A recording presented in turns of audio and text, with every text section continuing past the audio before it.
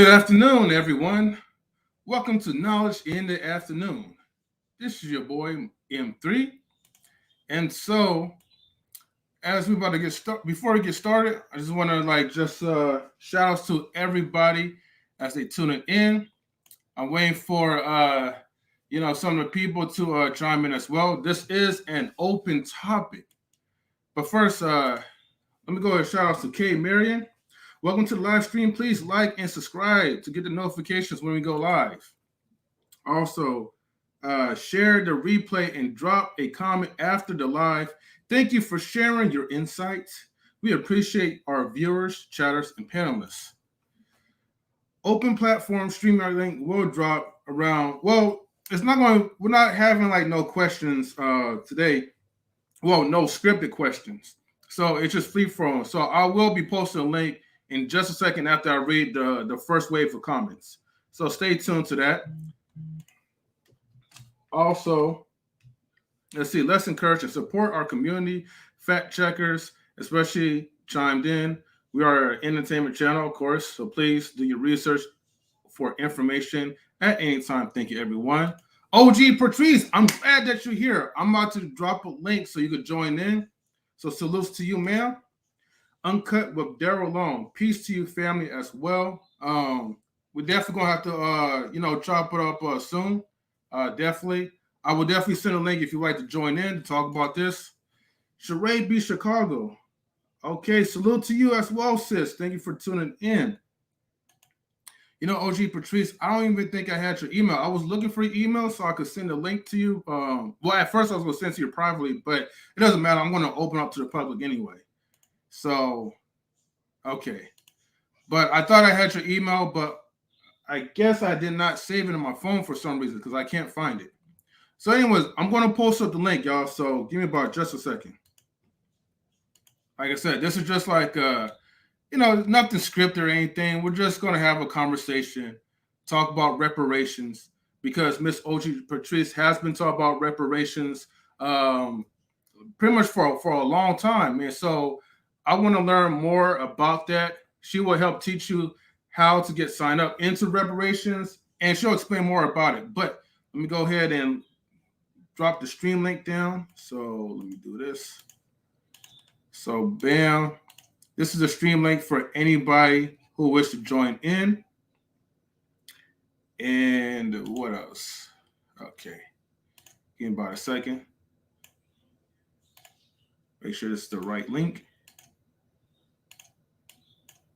And I will post it again because I'll have to pin it. Okay. I'm also gonna pin this to the top as well. So for for other people, if y'all want to join in, the stream link will be pinned, so it'll be easier for you to click on. So let me see. Go to my channel real quick. All right.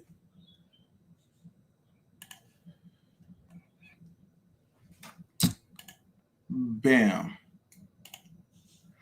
All right, cool. All right, so we are all set.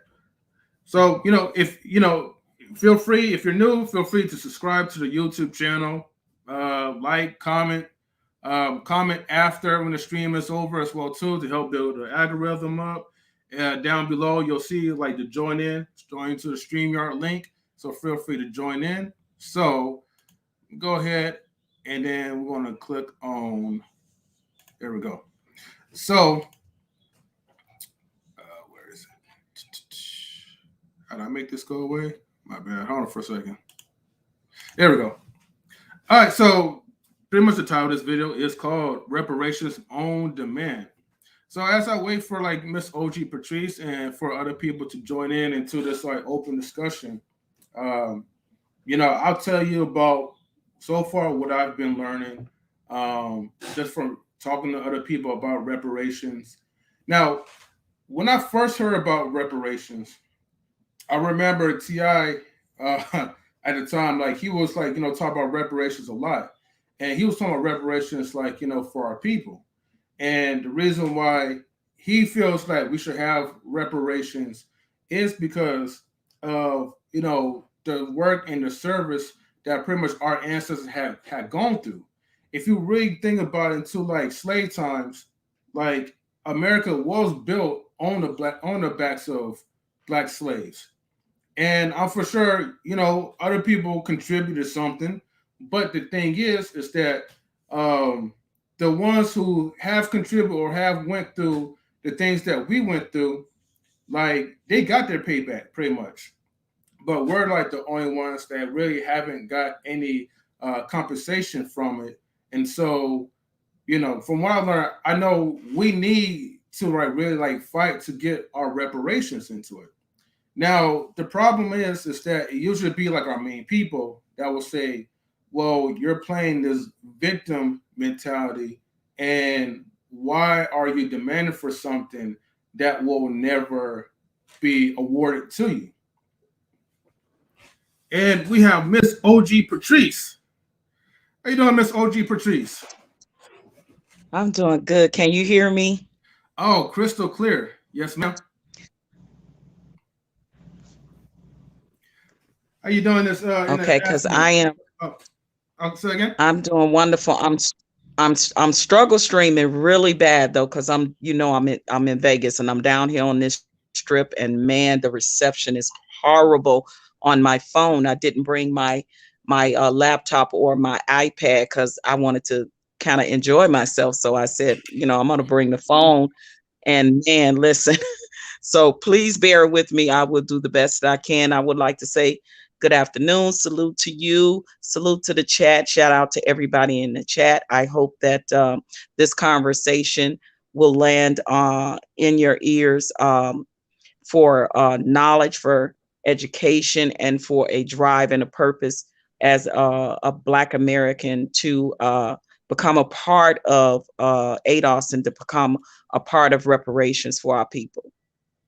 Yes, yes, and thank you. Well, first foremost, Miss OG Patrice, thank you for even being willing to like join in to discuss about this topic, because I know that you have like the best wisdom that anybody could really offer.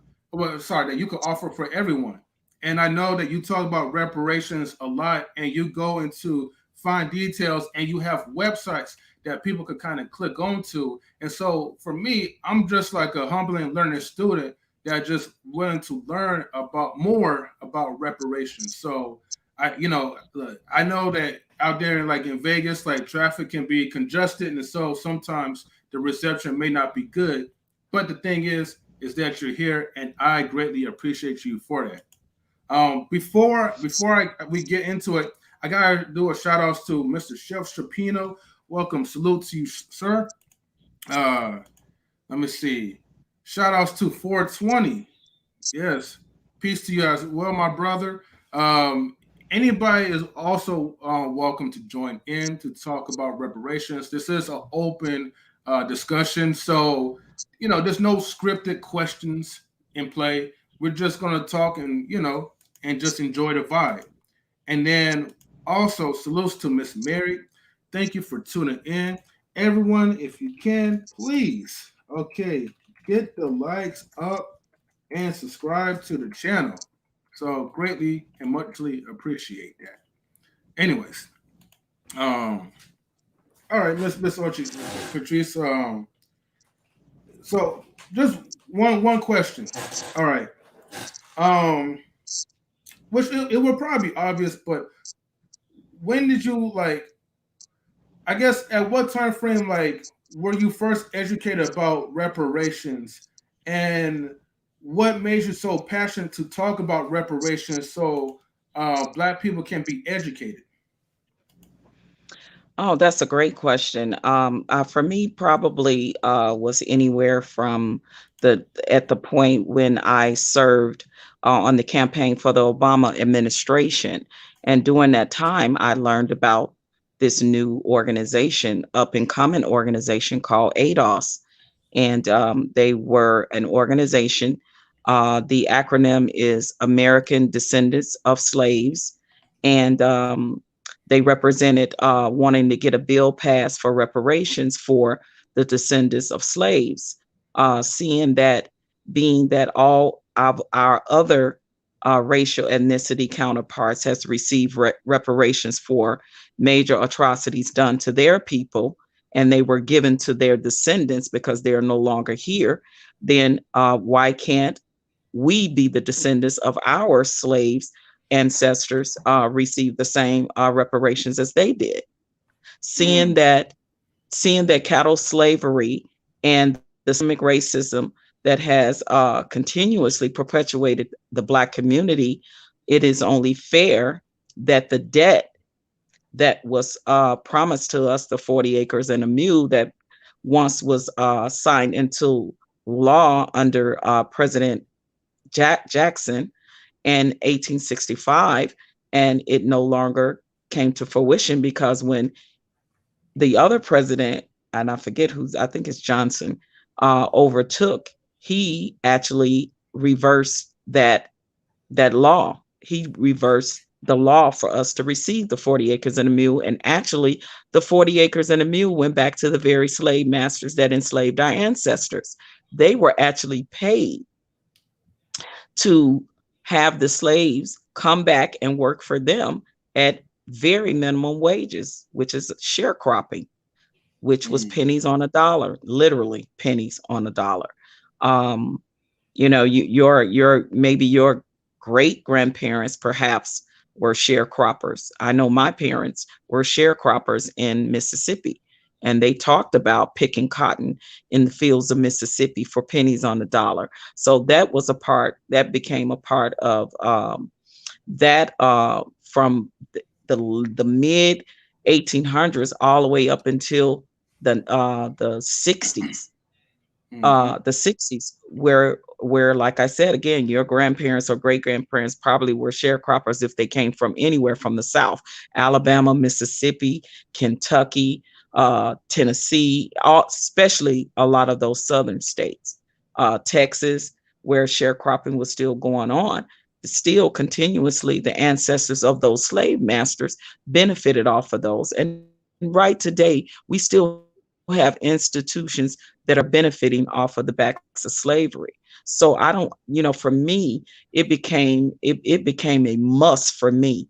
It became a must for me as once I learned my lineage and where I come from, and know that my ancestors were slaves, that I said that this is a mission that I will continue to be on, for the rest of my life. Because if it doesn't benefit me, the same as our slave ancestors wanted to benefit us, if I don't live to see it, I would want it to benefit my child or my grandchildren or my great grandchildren, and for other races of people to be on a mission to get paid this by the government.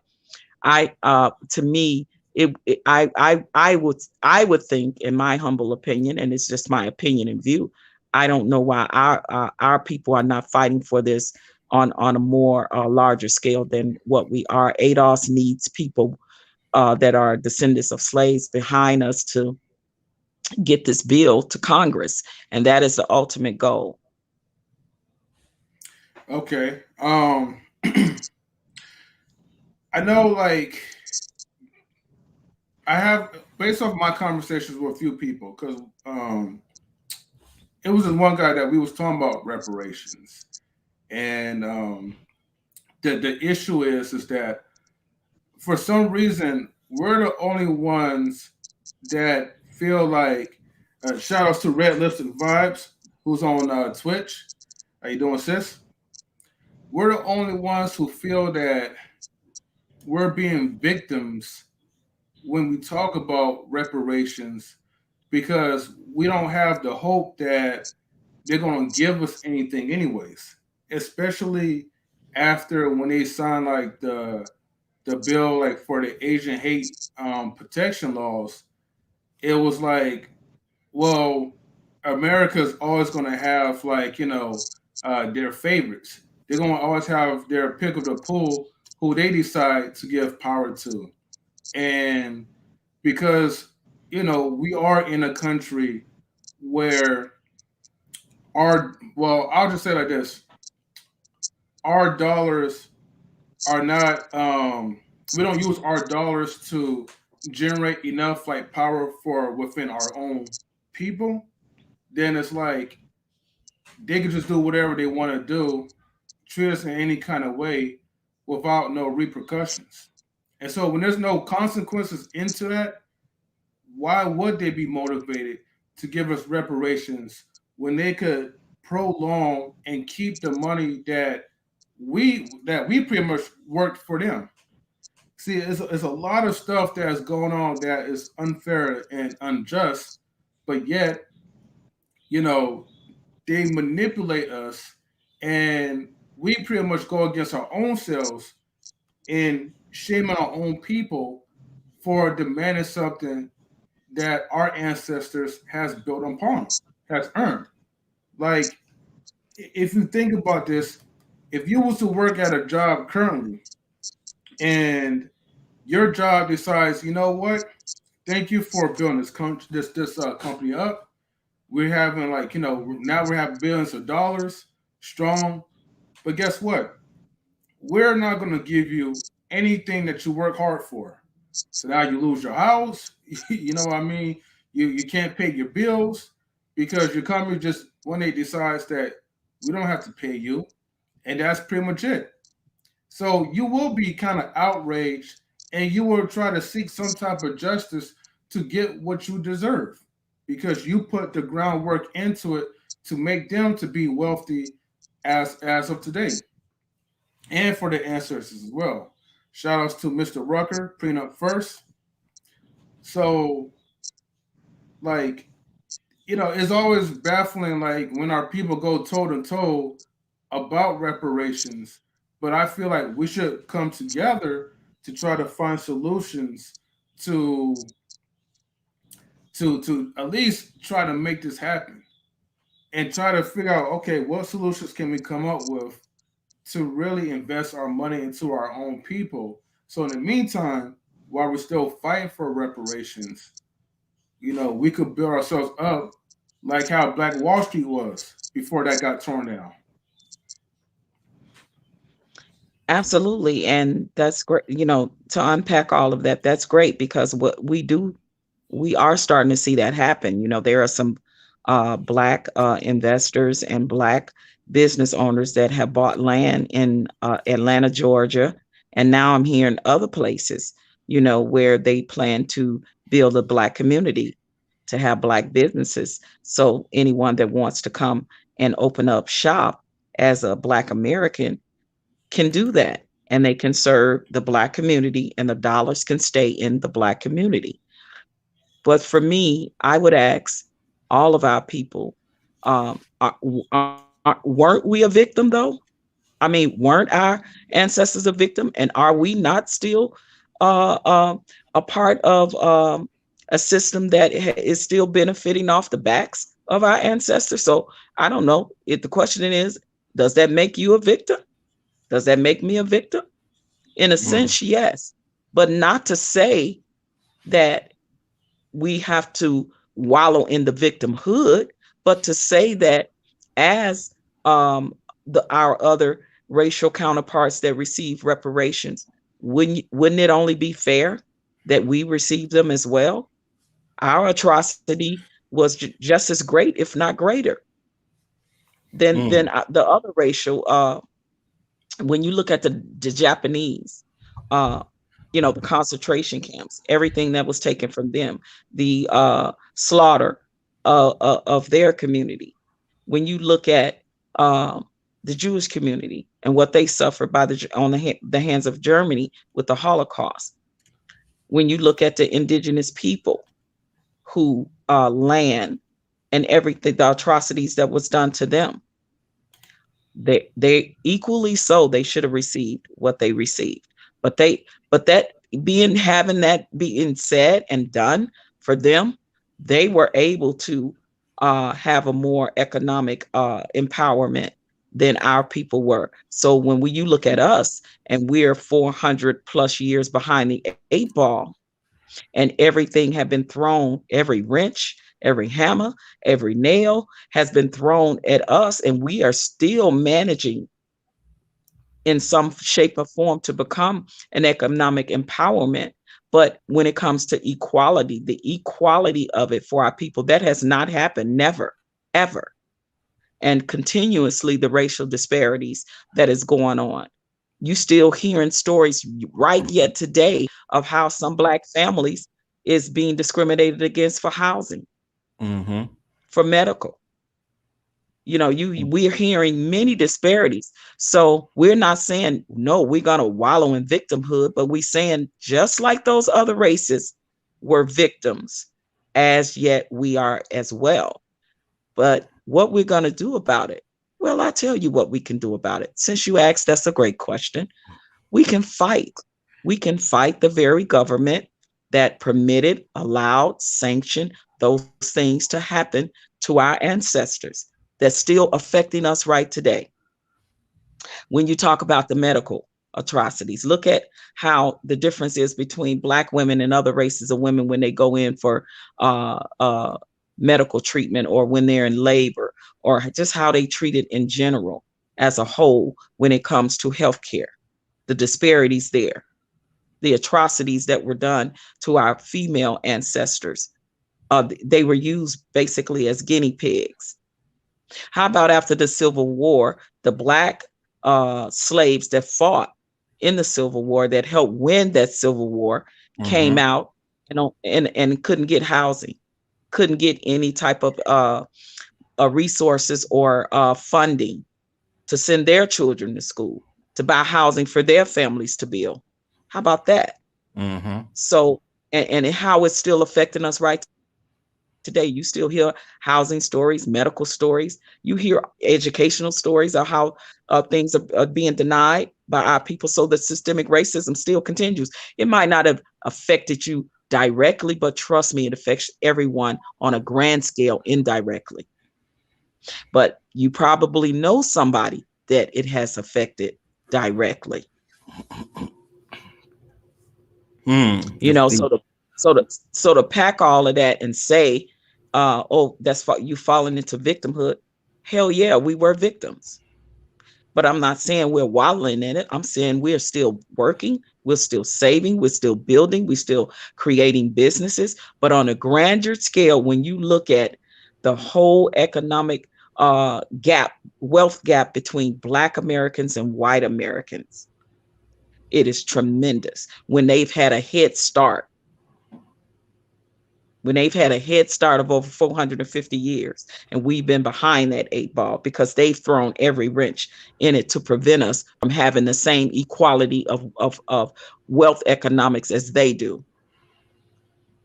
And our government Mm. allowed that. Actually, they permitted it and sanctioned it to happen, and no one never paid a price for that. So when Mm. that law was passed by President Jackson to give us the 40 acres and a mule, and then it was turned around and denied and given to the very slave masters that enslaved our ancestors in the first place, Gee. that part Mm-hmm. right there, that all of that, learning all of that for me was my drive for my fight to become a part of ADOS. And what we saying is we want the gap, the wealth gap to be equal, period. To Mm-hmm. live in a country that is one of the most wealthiest countries in the world, there should not be a reason there should be homelessness in America. People should not be without homes in America, somewhere to lay their head. I'm not saying a home per se. Starving, poverty, it should not be if the wealth gap between Black America and white America was equal, and it is not. Mm. Yes, ma'am. And that's true. Someone else joined us. That's Oh, true. that's Yeah. DJ DJ Hey, Eddie King. How hey. are Kane. you? Oh, how you doing, OG Patrice? I'm wonderful, thank you. I'm just Yeah, sitting here so listening. Listen to the truth. Go yeah, ahead. yeah. I mean, listen, I'm so passionate about this, guys. You have no idea. Ever since the Obama campaign, I have been very passionate in fighting and helping the ADOS movement. Um, and just to break it down, because I think the biggest misconception of our people that we have is when they say, "Well, you get all that money to Black people, they ain't gonna do nothing but mess it up." I've said on many platforms, and I will continue to do so, any that ever invite me, and I will say it over and over and over again until it's drilled in our people head, because we seem to get the wrong ideas about a lot of things. And the more you hear something, the more you will start to please. And I ask you to please do your research. Please go to ADOS101.com and you will see what the Black agenda is. So what we're saying as a part of ADOS is that we know if you hand our people a check and say, thank you, go on about your way and do whatever you need to do, we know that could be disastrous and detrimental for us, because number one, a lot of our Black people have not been taught financial literacy. Mm-hmm. Mm-hmm. So And number one, we're saying get our people up to par, just like our white counterparts, when it comes to financial literacy. mm-hmm. Now, for the most part, if you're Black and you're not a finance major or an accountant or something, you don't know a lot about financial literacy. And you could still have all those degrees and still not know about financial literacy when it comes to things like wealth and creating generational wealth and creating that legacy that we all talk about in these YouTube streets for our families, right? Mm-hmm. So ADOS is saying that's number one. We want to get us financial literate, I mean, because we're illiterate. We want financial literacy for our people. That Yes. looks like training courses, classes, and all of that to get us to understand that in order for us to create generational wealth for our families, we need to be educated on how to do so. Mm-hmm. Mm-hmm. That's Number important. two, yes. And you guys can interject anytime if you want to like say something or whatever, because I can, Oh yeah, yeah, me, yeah, I'll yeah. go. Yeah, Oh, yeah. You I'm know. gonna get. I'm gonna interject as soon as you get done. I'm just taking notes right now. But you said number one, financial literacy. Yeah. Yes, financial literacy for our people. Mm-hmm. Number two, mental and physical health Definitely. for our people, because we know that Black Americans suffer the most, because, and a lot of it has to do with slavery. A lot of people don't Yes, it want to does. believe, but Yes, it does. generationally, so Mm-hmm. the slavery, the effects of slavery is still, generation has been passed down to our generation of Black Americans. I was just going to say that. Listen, Yeah. listen.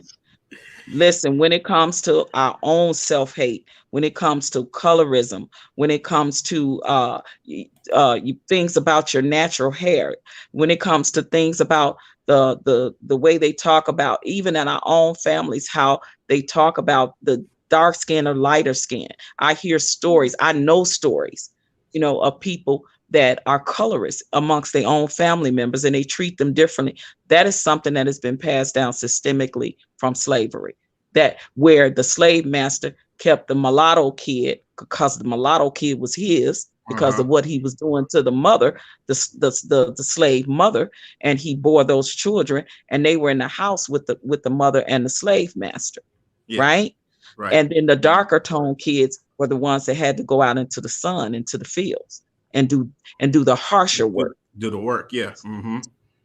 You know what I mean? So in our families, my mother grew up with in the brown paper bag era, where if you Mm. were darker than the brown paper bag, you were treated differently, Yeah. Yeah.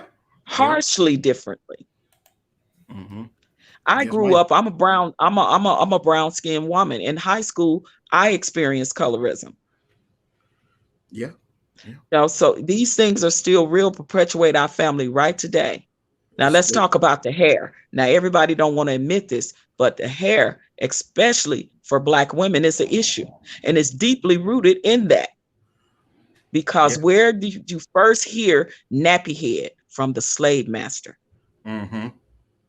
and it perpetuated in our families. And we, girl, your hair so nappy, and then we start using the straightening comb. I can count. Oh my God, on my fingers, toes, your fingers and toes, how many times my hair as a little child coming up got straightened with the straightening comb.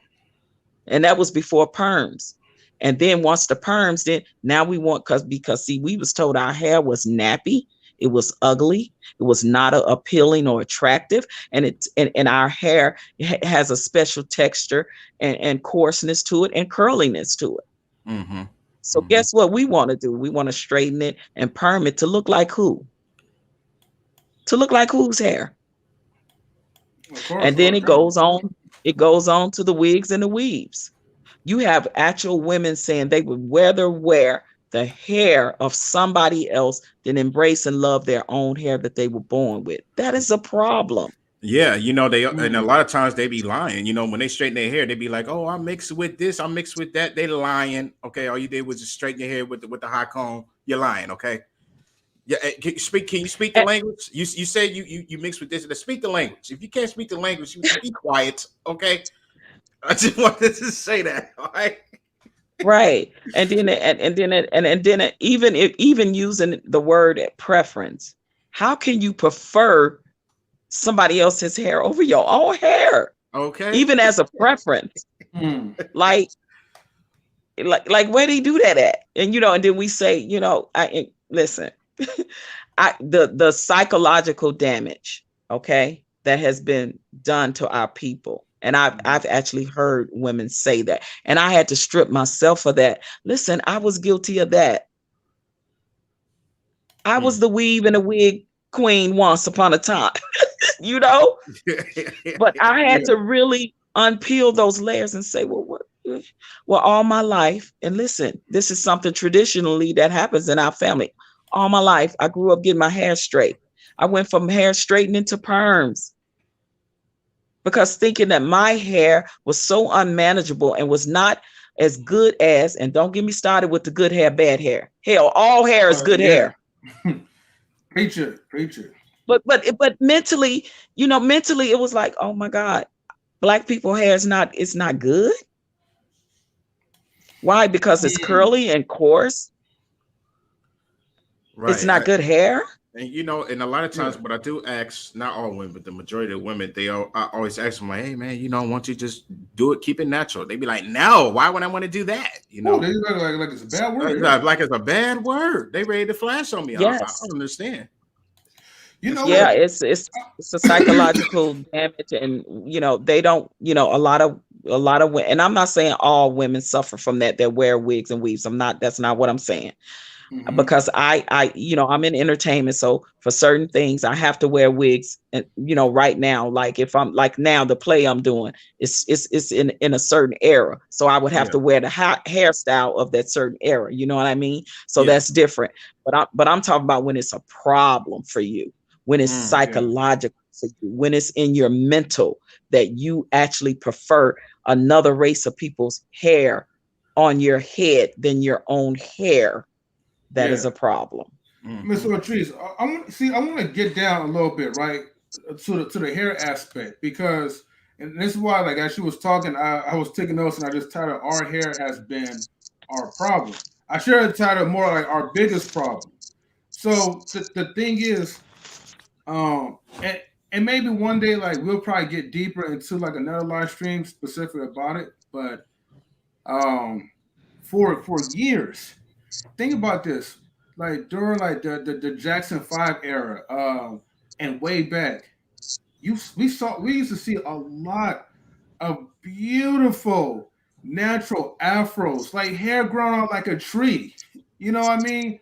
Like just as long, just as fast as like the other nationalities, and it was healthy. But the problem is that when when sisters and Black folks start feeling like, well, our hair is our biggest detriment, and then you start getting like the Jerry curls, like, and put all these processing chemicals. These chemicals is really just made as products to really damage your hair. Yeah, it does. You know what I mean? Like, so you don't. So we could have more self-hatred, and now we have the bad hair. You know what I mean? When I mean bad hair, I'm not talking about bad hair as what these foolish people be talking about. Bad hair is basically when your hair can't even grow like an inch. It starts falling out. And it's falling out because you put too much perms in your hair. Yeah. And I keep telling like these women, like, look, man, you don't have to put these processed chemicals to your hair. Like, there's so much natural remedies that you could put. You could put avocados, put in the cream, rub it. Your hair is gonna grow like a tree. I'm telling you. But the thing Yeah. is, when you Listen, keep straight, yeah. that hair is the biggest thing. I Mm-hmm. mean, whether black women want to admit it or not, for us, hair is a big issue. Mm-hmm. When I Mm-hmm. when I when I first stopped wearing weave, and I cut all my hair because it was so badly damaged from the perms, certain glue, the glues, the sew-ins that you get sometimes. It was so badly damaged. I had to cut all my hair off like really, really low. And when I first did that, I cried. I had to go through my stripping. Like I Mm-hmm. cried because I realized how bad I had did my own hair, trying to look like or have the look of European women. Yeah. I had to go through that. And my the guy that did my hair, he cut it really, really low. I'm telling you, I could break. I wish I listen. He would tell you, I sit in his house and I cried. I had to go through that though. I had to deal with that. I had to unpeel that. And once I came to the revelation of I need to embrace me and in my natural state and my natural hair and love my natural hair more than I loved anybody else, that was a real thing for me. And now Mm. I keep my hair short. I It love looks it. nice. It looks nice. I love it too. I love it. I and then I came upon our race of people, and you can look at this. It's called Melanesians. We have black people in the African diaspora that are Melanesians that are dark, like my brown complexion, with blonde hair, blue eyes, green eyes, gray eyes. When I discovered those people, oh my God, because Mm. my hair is peach blonde. Mm-hmm. Mm-hmm. Because they will try to tell you if your hair is blonde, you still trying to be white, and that's not true. Look up the Right. Melanesian. They're on YouTube. These are African from the African diaspora. They are brown, dark skinned people with blonde hair, naturally blonde hair that grows out of their head, and they have blue, green, gray, and hazel eyes. Most beautiful people I ever seen in my life. In We Africa? don't understand how beautiful. Yes, Melanesians. They call Melanesians. Look up Melanesians, and they're on YouTube. These people are on YouTube. That's how I Wow. discovered them. Wow. And I said, my God, listen, because we have to realize that the black woman carries the Eve gene.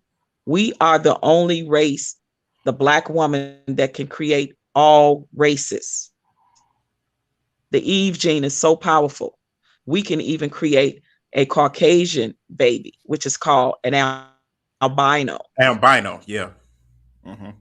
That's how albino. That's how powerful the woman black woman's gene is, the Eve gene. Look up the Eve gene, EVE, Eve gene. Mm-hmm. So genetically, we are so phenomenally created, and I want us to embrace that. And learning all of that and becoming a part of ADOS. Again, I'm gonna break it down.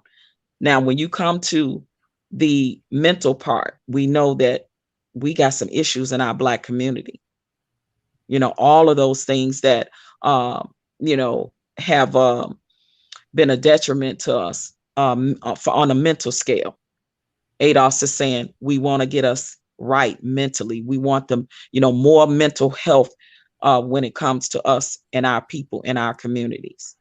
And we're saying that we know that Black people, our health disparities are in great numbers when it comes to things like diabetes, heart disease, high blood pressure. Because look at this whole pandemic that has happened. And we have lost more people than any other race of people from that virus. So we know we are not the most healthiest people. So we Mm-hmm. saying that also we want to get us healthy.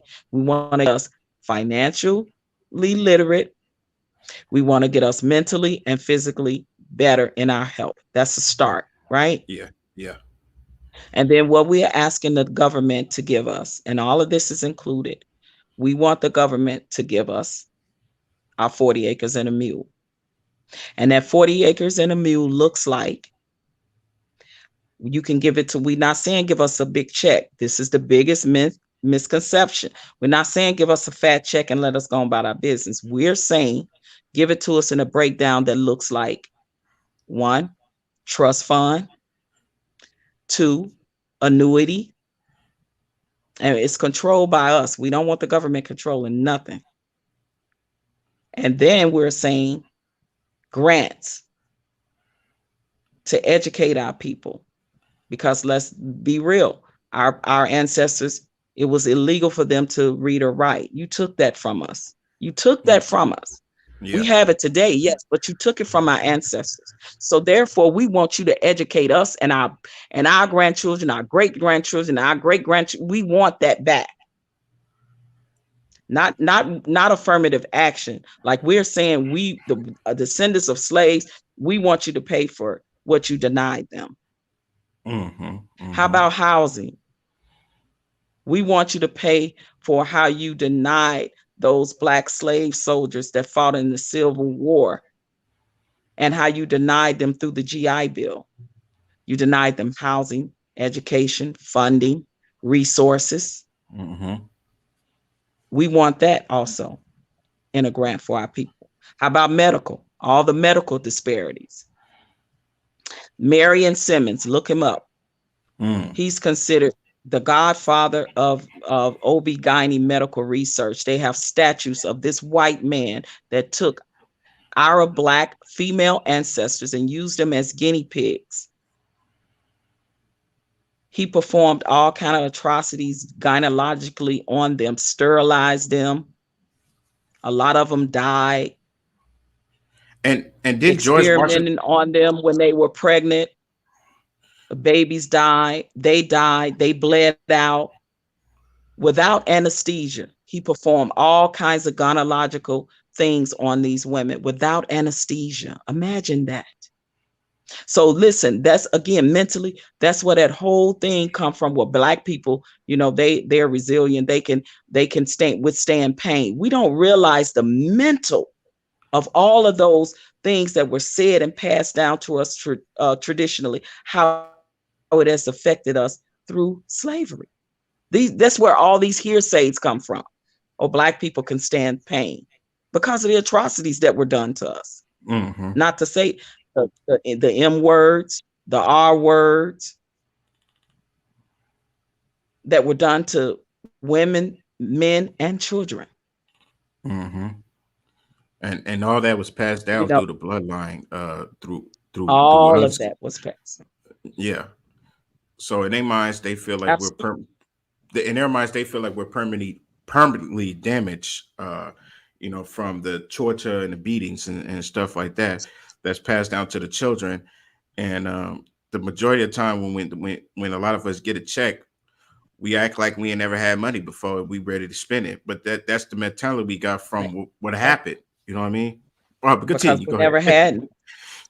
Yeah, because we never had anything, right? And even listen, and you can't imagine the oppression and the depression that came from that.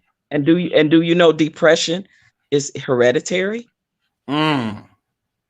So we wonder why a lot of our community suffers with PTSD, depression, and all of those things. It's because it's hereditary, guys. It passes down from generation to generation. That's a real thing. So we want our people mentally healthy, physically healthy. Right. And then Adolph's saying, listen, you got to give us infrastructure, which is the land to build on. You took the land. You took the land that were already owned by some Black people in America. But don't think that Blacks did not own land. They did. Right. Just like they did with rebuilding Wall Street. And look what happened. Everything we've ever built or had was taken away from us. Everything. Our native language, when they brought us over. Yes, our native language, when we were brought over here, we all come from different tribes of the African diaspora, and we don't even know our native language. How about our religion? We don't even know what the true spirituality of religion that our ancestors actually practiced back then in those times. And the language. So you're talking eating out culture. of us. Mm-hmm. Yeah, everything. Culture, all of that. All of that. We literally have no identity. Okay? Literally. We Mm-hmm. we are literally uh uh uh are are are victims of identity theft. Literally. Literally. Yes, ma'am. You know, Literally. so Mhm. upon my research, even and I had to start with myself, right? Because I didn't know where the hell I come from.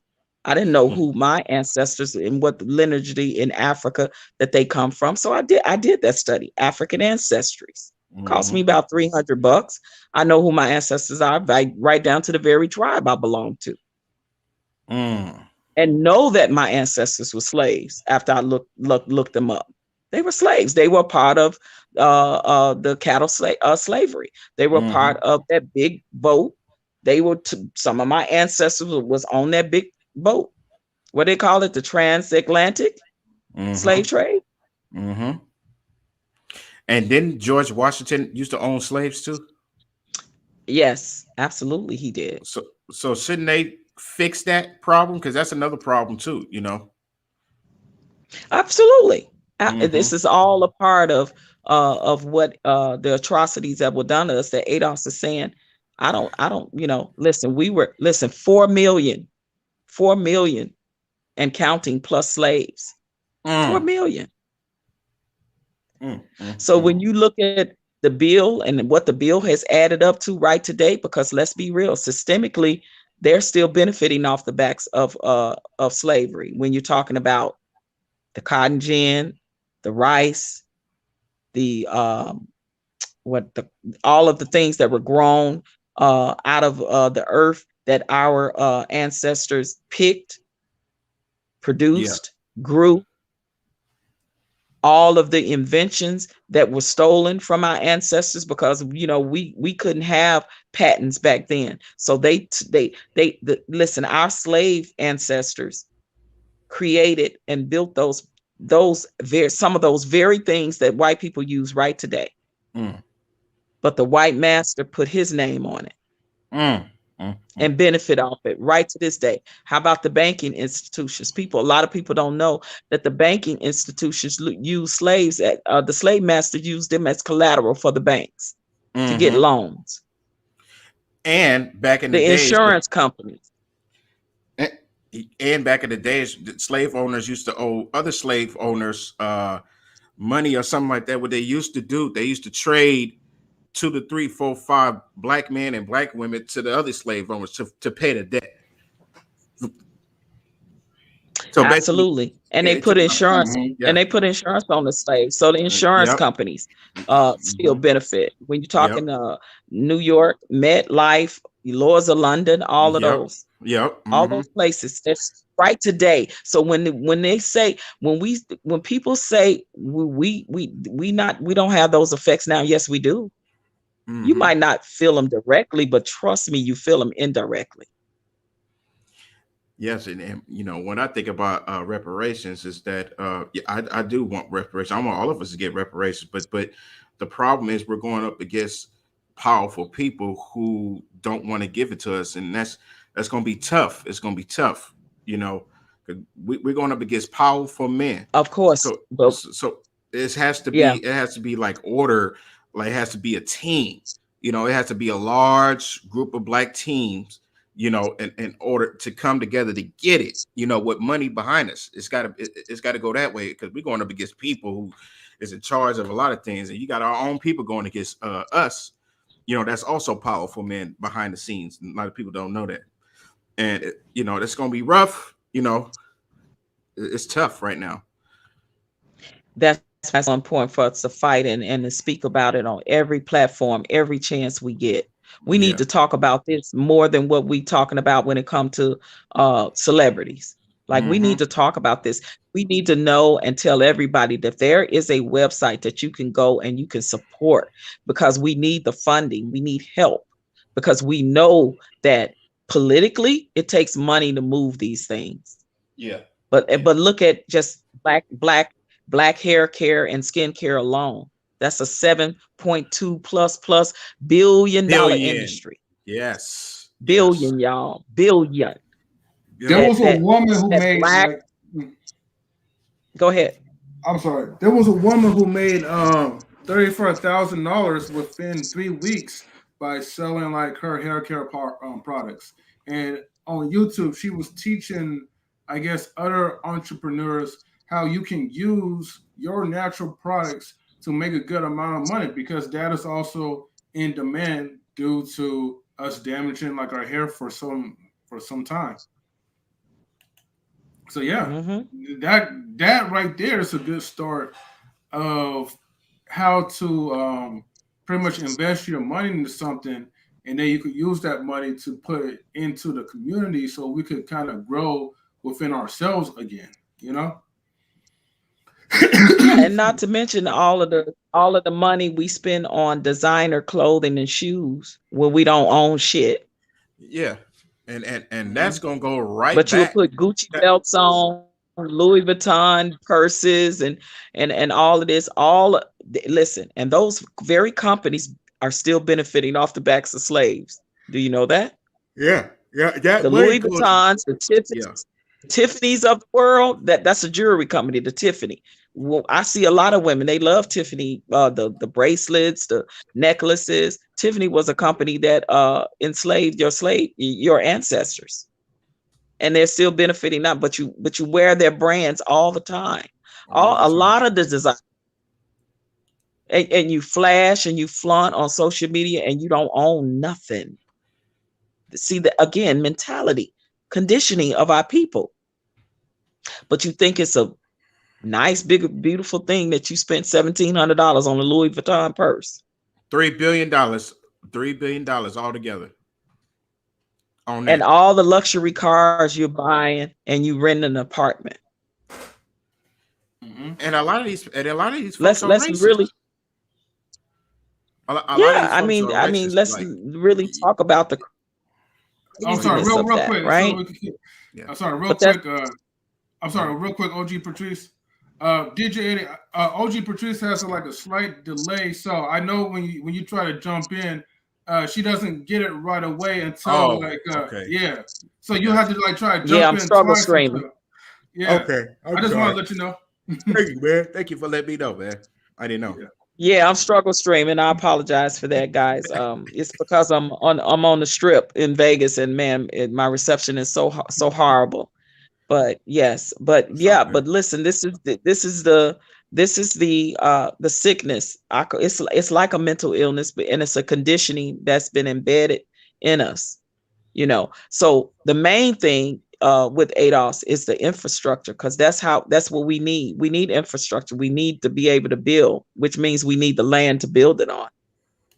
And when you talk about black communities, for those that want to separate, they can separate themselves, and you can build your own black community. You can have your own black businesses, black stores, black hospitals, black grocery stores, and keep it within the community, because our community is the only one that our money don't stay in our community no more than, I think they said, 6 hours. Yeah. Yeah. But we can go into but we can allow another race of people to come into our community and have their business, and we will give them billions of dollars, and they spend zero in our community. Mm-hmm. Mm-hmm. And that's true. Zero. They take it back to their community and continue to allow their communities to flourish. They put their children through college and all of that off of money that when we walk into the beauty supply stores and the nail salons. Yeah. Yeah. And I think it's important for us to build. It's important for us to build because I know it sounds like a lot of work, but this is what we got to go through. We got to put in that hard work, man. And there's the materialistic things. It's not going to last long because all you're doing is putting that money back in the system. So when you get a check, you put all your money into this materialistic things. You putting it right back, but then you also got to pay taxes too. On check stub, everything. You got to pay. You got to pay all that money right back that you just got. You got to pay all that back. You might as well just go ahead American and people, if go ahead.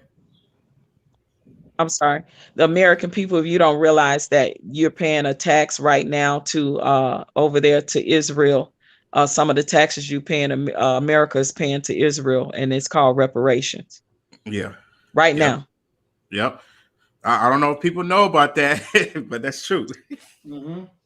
Yes, it is. There's a tax right now for a certain community that we're paying for right now to a certain community through their taxation, where they get benefits on special benefits on their taxes. That's a form of reparation, guys.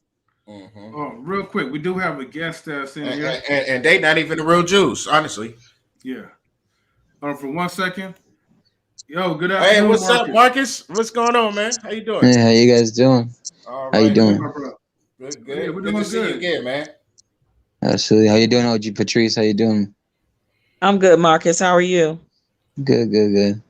Just watching some good old football, but I was listening to the conversation you guys are having about reparations and how, the consuming market comes from women when the reason why they'll never go out of business is because over 75% of it comes from women.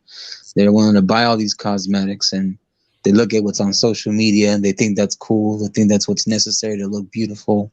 They think it's right to follow the peer pressure and just social conditionings. So I think that's part of the issue why you see women saying, "Oh, well, I gotta get the surgery done to make myself look appealing, or I gotta go and buy these weaves to make my hair look make my hair stand out."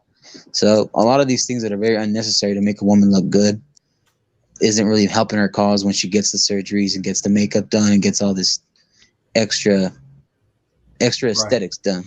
right, I think right. that's a and I think it's more internally what happens is it's the personality. It's how a woman carries herself will outweigh any BBL or any weave or any type of other materialistic thing. I believe is my opinion.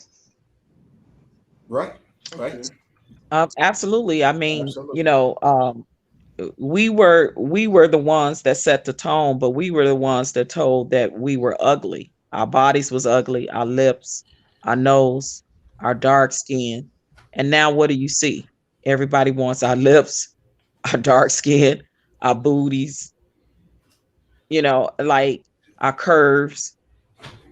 So it's good. It's so now it's better because everybody else is doing it, and you're looking at yourself, and then you as a black woman will have to go say, well, I need to go get extra now to improve and make myself even look better than the counterpart that's doing what they said that was ugly about me. Like, do we not see the psychological damage that does to us Mm, as a community? right, right. Again, I keep saying the conditioning and the programming that is deeply rooted and embedded in us as a people has been to the detriment of us. Now you hearing all these stories where a lot of these women are dying to look beautiful, as they say, aka dying to look beautiful. What is beauty? Mm, What is beauty to you when you can't love your own and embrace your own skin tone? What is mm, beauty to you when you can't embrace and love the fullness of your lips? What is beauty to you when you can't admire your own curves? You're in this natural state. And then we mm, hear our own race of people, again, the conditioning of that, we hear our own race of people, say, you're too dark, you're too light, you're too this, you're too that. And people doesn't realize the more you say that, the more you believe that your full lips are ugly, your wide broadness in your nose is this or that. mm-hmm. We say that amongst our own race of people. And then we wonder why a lot of our people get that, it's called something asphoria or dysphoria. Like look what Lil Kim has done to herself. That's because she said in an Oh, interview that black men told her she was too dark, her nose was too wide, her this was too that, and it literally psychologically damaged her. wow. I didn't even know. I thought I always knew like it played into some type of insecurity because um, especially in the entertainment industry.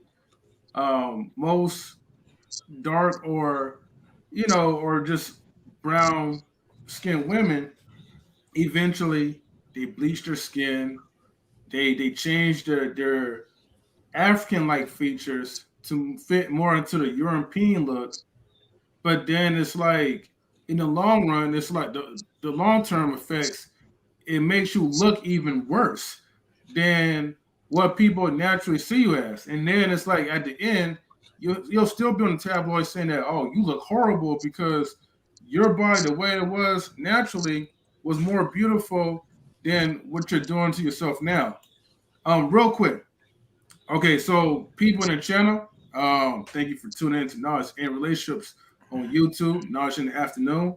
In 5 minutes, I will give all the new people like who are tuning in a chance to subscribe to our YouTube channel because after 5 minutes from then, I will turn this on to subscribers only mode in order for you to comment. You can still view it, but if you want to comment, make sure you are subscribed to the channel. The countdown will begin before I turn to subscribers only mode to comment. So, but Yeah. go ahead.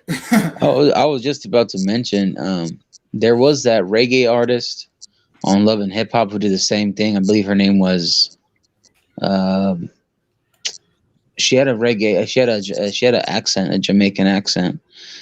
She was on there like a few years ago. She did the same thing to her skin. She was a more of a darker skin complexion. She was Yeah. very beautiful, but she wanted to do the surgery to prove a point somehow, and she ended up bleaching basically her whole skin, and there was like a I huge heard about controversy that. about it. Oh yeah, I heard about that I too. can't I remember her heard name. something Correct about me, that. I can't anybody remember that. her Oh name wow, either. who is that? I can't But Yeah, she was remember. very wow. pretty. She had a curvy body. She had a curvy body. She was attractive. She could sing. She was a great performer. And then she did that. But yeah, there was a huge controversy about it. And they were like women saying, "Well, why'd you do that?" And then there were girls who were saying, "Oh, I'm all for it." But there was a huge debate in that, and it was like about 3 years ago, about 3 or 4 years back. Dang, I heard something like The that too. reason why that So woman have you decided to bleach guys her. heard Hmm? about, Go ahead, Patrice. Go I'm ahead. sorry, okay, have you guys seen the latest, is it true how Sammy Sosa did the same thing? Oh, the baseball player, right? Oh yeah, he Yes, sure Sammy. did.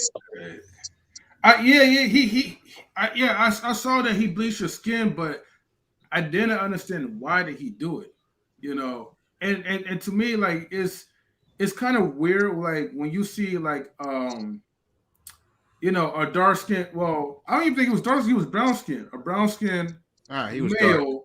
Oh, he was dark. Well, a dark Yeah. skinned male that had pretty color, pretty skin, go to extremes to look like like an albino, pretty much, because that's what he's looking like right now, like a hot mess. So I don't know why he did that. Yeah, That's Do you know why, crazy. yeah, you would Patrice? think uh, it's a mental illness, it's psychological. Anytime you do that much damage to your skin where you bleach your, and listen, this is his whole body.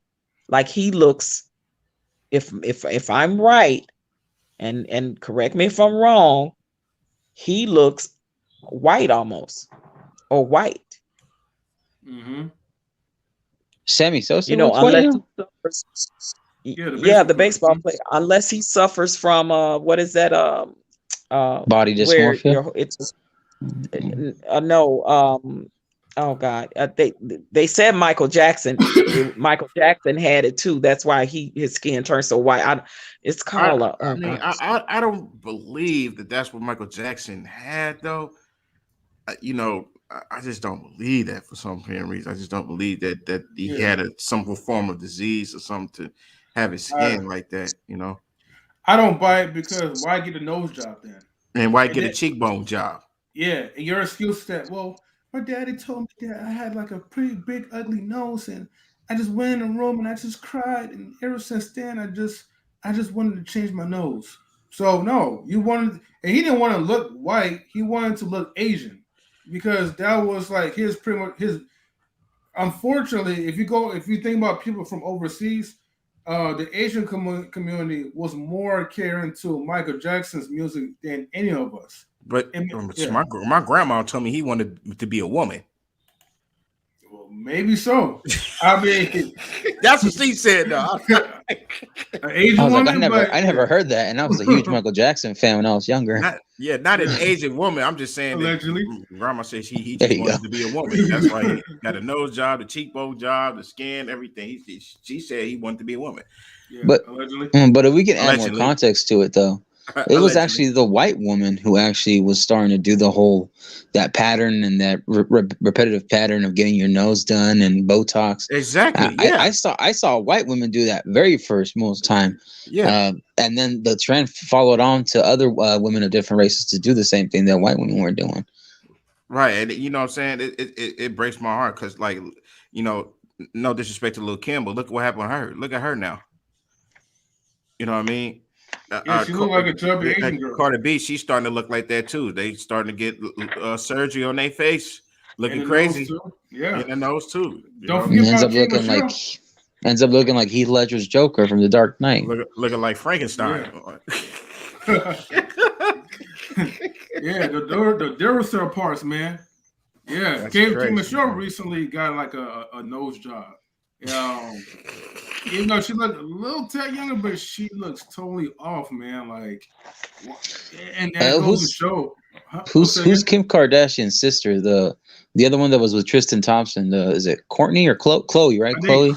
Chloe. There you go. Yeah. Before she had more of a prettier face when she was more natural, like early 2013, 2014. Yeah. And now it's like unrecognizable who she is now. Right. It scares me. It almost scares me a little bit. Right. Seriously, yeah. Man, unfortunately, I don't blame you, man. Yeah, it has it's become almost like an epidemic of what they're doing to their bodies and their skin. I know it's a lot of women over in Africa are definitely bleaching their skin. So it's and it's something deeply rooted that I think that Black women in general need to come to deals with, and perhaps seek some therapy or help, because it truly is a problem that is continuously being perpetuated, and they spending thousands and thousands of dollars on it. So that's true, because it's on video. You got Black women standing in line in Africa and waiting to get their skin turned bright. But why is that? Is that social media? Because that was somebody sent me the link, man. I think my homegirl sent me the link, and it showed them standing in line, all the dark skinned women, to a big house, and they come out looking, lighter. And you can find it on YouTube. It's on YouTube. That's true. And they asked the questions like, why would you do that? They said, because people tease me and this and that and the third. They said I'm ugly. Same thing OG Patrice was saying. That's the same. They gave the same answer over there. Yeah, because the reason you can find that. Yep. Go ahead. Yeah, because no, you're good. You're good. But the reason I'm asking is because in Mexico, I don't really. I've seen it, and then other women have told me that they see other women touring to Mexico to get surgeries done because it's obviously cheaper, and the work that they see other women get done in Mexico or in Colombia, they see the work get done there, and you go back and you hear some cases of the boobs bursting, the butt bursting. You see women dying from these surgeries, and it turns bad. And I've seen some of these pictures because I knew a couple acquaintances and a couple relatives who are in the medical industry as far as surgery and stuff, and they see some serious gnarly stuff happening. They go to these cheap places, and then the science of it, it's very scientific, a formula, but the way it breaks down the elements, even when the women are flying with recent breasts done or boobs done, butt done, and they see these bursts because at a certain elevation, the chemicals start rising, and then they burst, and then women pass away from this stuff. Oh, yeah, it happens. I heard it's a lot of them.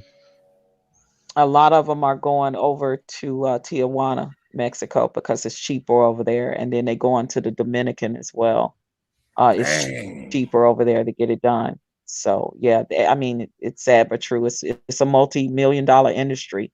Just like, I mean, listen, just like the beauty is, black women are making other people very, very wealthy off of their own psychological and mental damages about their bodies, their skin, their hair. It's a big issue Big in our issue. community that I think that um, needs to be addressed on a grander scale.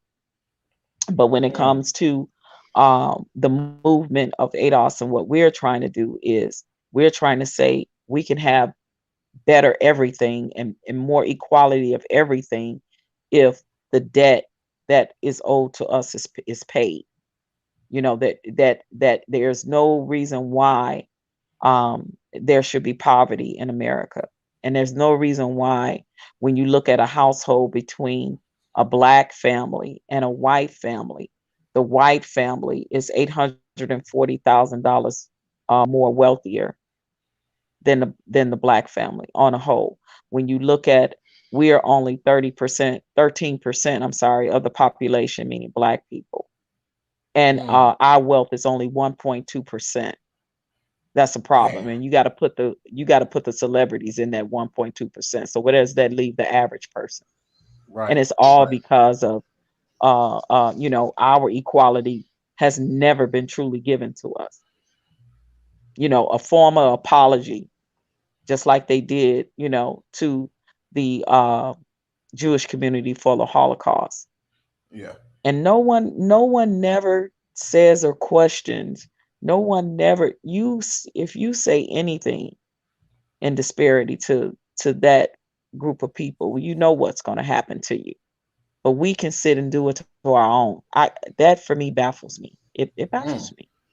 Mm. But I'm again, glad. that is the programming and mental conditioning of our people, that we would rather put all of our people in a group of victimhood because we're saying it is a debt that is owed to us, and we want it to make it right with a formal apology and the things that what ADOS is asking for in the form of reparations.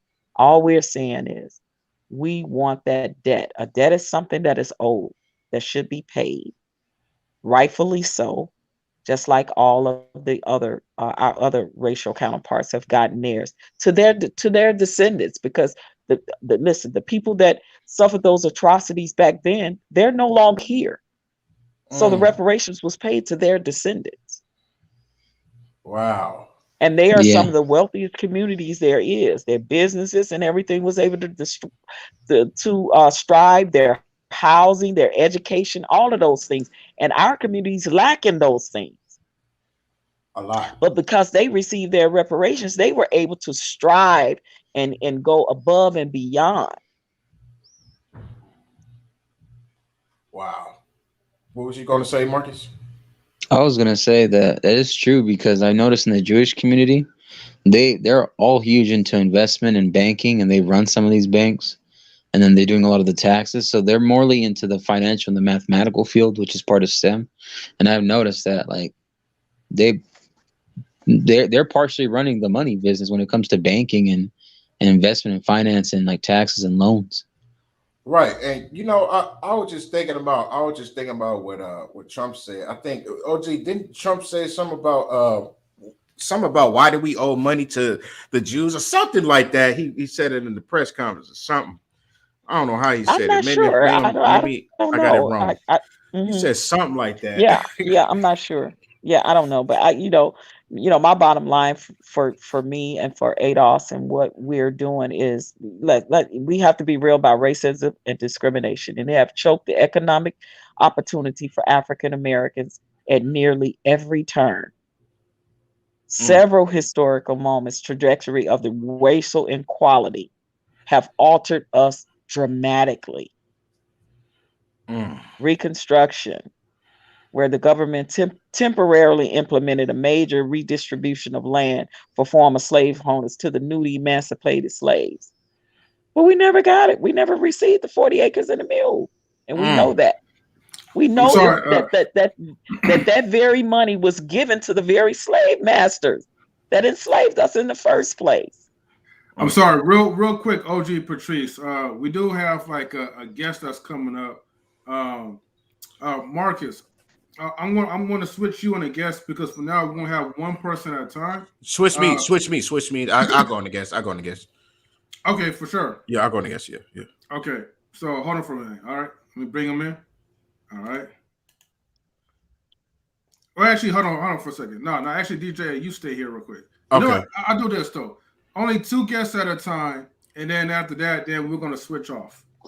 Okay. Because OG Patrice, she is the main, show. You definitely got to stay in there, DJ Eddie. Okay. And Marcus, because I like you, I definitely want to keep her around. Oh, thank you. I appreciate that. Yeah, Marcus is cool, man. Yeah. But let's go welcome Mr. Jerry Brown. How you doing, sir? Jerry Brown, how you doing, man? All right, welcome. Well, I'm glad to join you guys today. Just saw the message pop up, and I try to get into those chats and give my little 2 cents whenever possible. Okay, Jerry Brown, are you new to Knowledge and Relationship on YouTube? Yeah. Okay, nice. Jay Brown, I see you from somewhere, man. I think I see you on another podcast, man. I can't put Red Lipstick podcast and the Grizzly podcast. Okay, yeah. Okay, there we go. Okay. There we go. I can see why you look familiar. Well, thank you for joining in, and if you subscribe, thank you again. But you have any thoughts about reparations on demand? Wow, that's a steep question. Well, this is for today's topic. Deep question. Well, I mean, it's so funny because I just saw a comedian talking about reparations. I forgot, it was a new young comedian, and he said, I was in school and I was studying and they were talking about reparations, and as an intelligent Black man, I was like, this will never happen.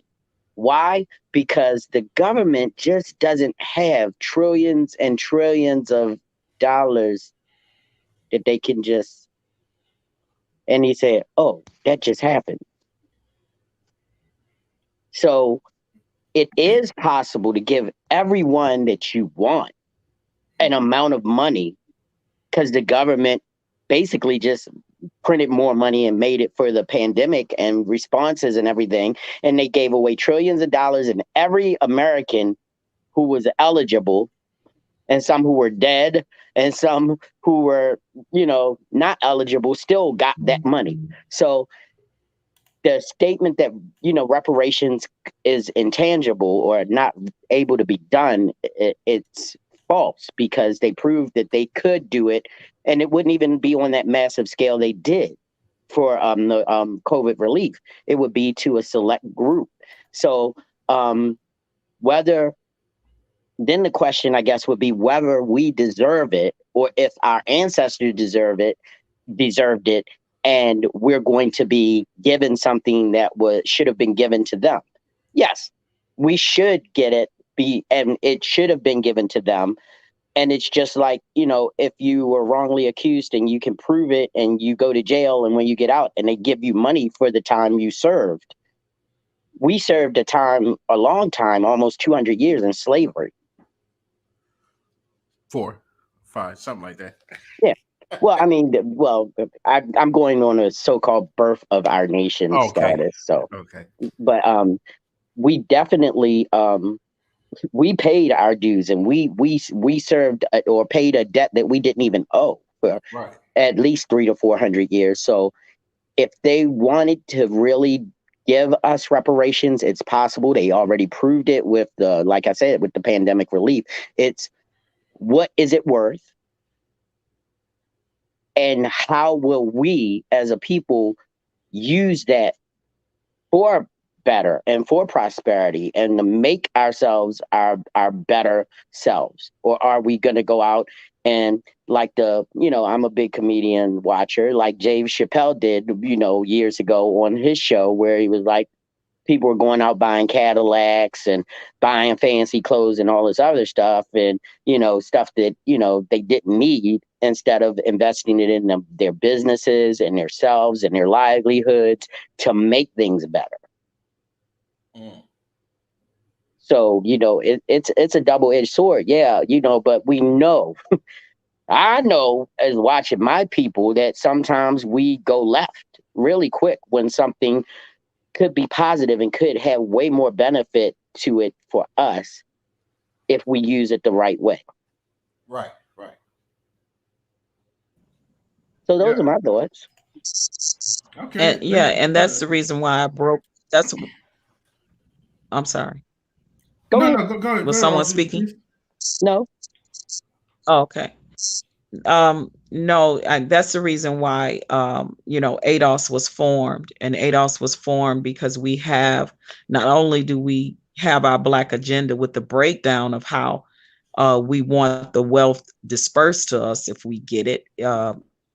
We also have a panel of economics majors, economists, socialists, doctors, engineers, developers on board with us to help create on it. That's why one of the main things we're asking for is infrastructure, and we're also asking for Black people to be able to be owners of dispensaries, because more Black people suffered the long sentencing and jail, served more time in jail for marijuana use than any other race, pretty much as a whole, and only 2% of Blacks own dispensaries, which is now legal in a multi-billion-dollar industry, owned and operated by the very same people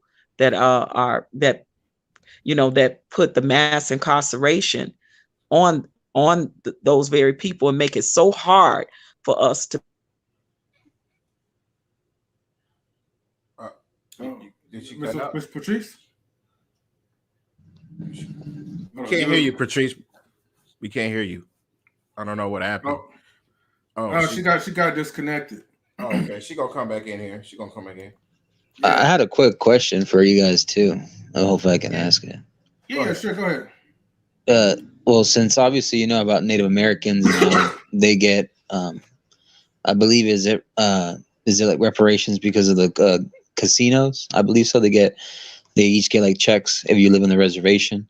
Do you believe that Black people should also be getting those benefits, because a lot of Black people were actually Native American as well back then? And that is something that I noticed the government kind of screwed people away from, didn't give them their residual checks and their I believe royalties of those said casinos, because a lot of Black people, Latinos, aren't getting them, and they're legal citizens here in America. Right. Because I was going to ask you with a question, like, with the Latino community or Latina community, like, like what have you guys have so far? Because you guys contribute, to America as well too. Like I said, almost everybody contributes something. But now, as far as like, should Blacks have the same benefits as Native Americans because of the casinos and all that? That part, I would have to. I mean, I think no matter what, I think everybody should get something out equally. If we haven't contributed to casinos, we contributed to building the land that provides the casinos, building the infrastructure and all that. Whatever that we got cheated out of, I feel like that should be awarded to us.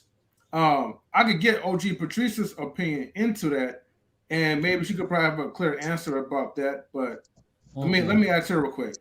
OG Patrice. Yes, guys, my apologies. I'm struggle streaming. No problem. Just a real quick question. No problem. This is a question from Marcus, and also shout outs to one to watch that's also in the building as well too. Though salutes to the brother. What's up? What's up, Wonder Watch? Quick question. So Marcus' question was that how Native Americans, they get their retributions through their casinos. like maybe residual or maybe a payout, um, should blacks also kind of get the same benefits? Because he says at one point we were like kind of like the Native Americans. Do you agree or do you disagree or do you feel like you agree, but maybe there's some information that's not correct?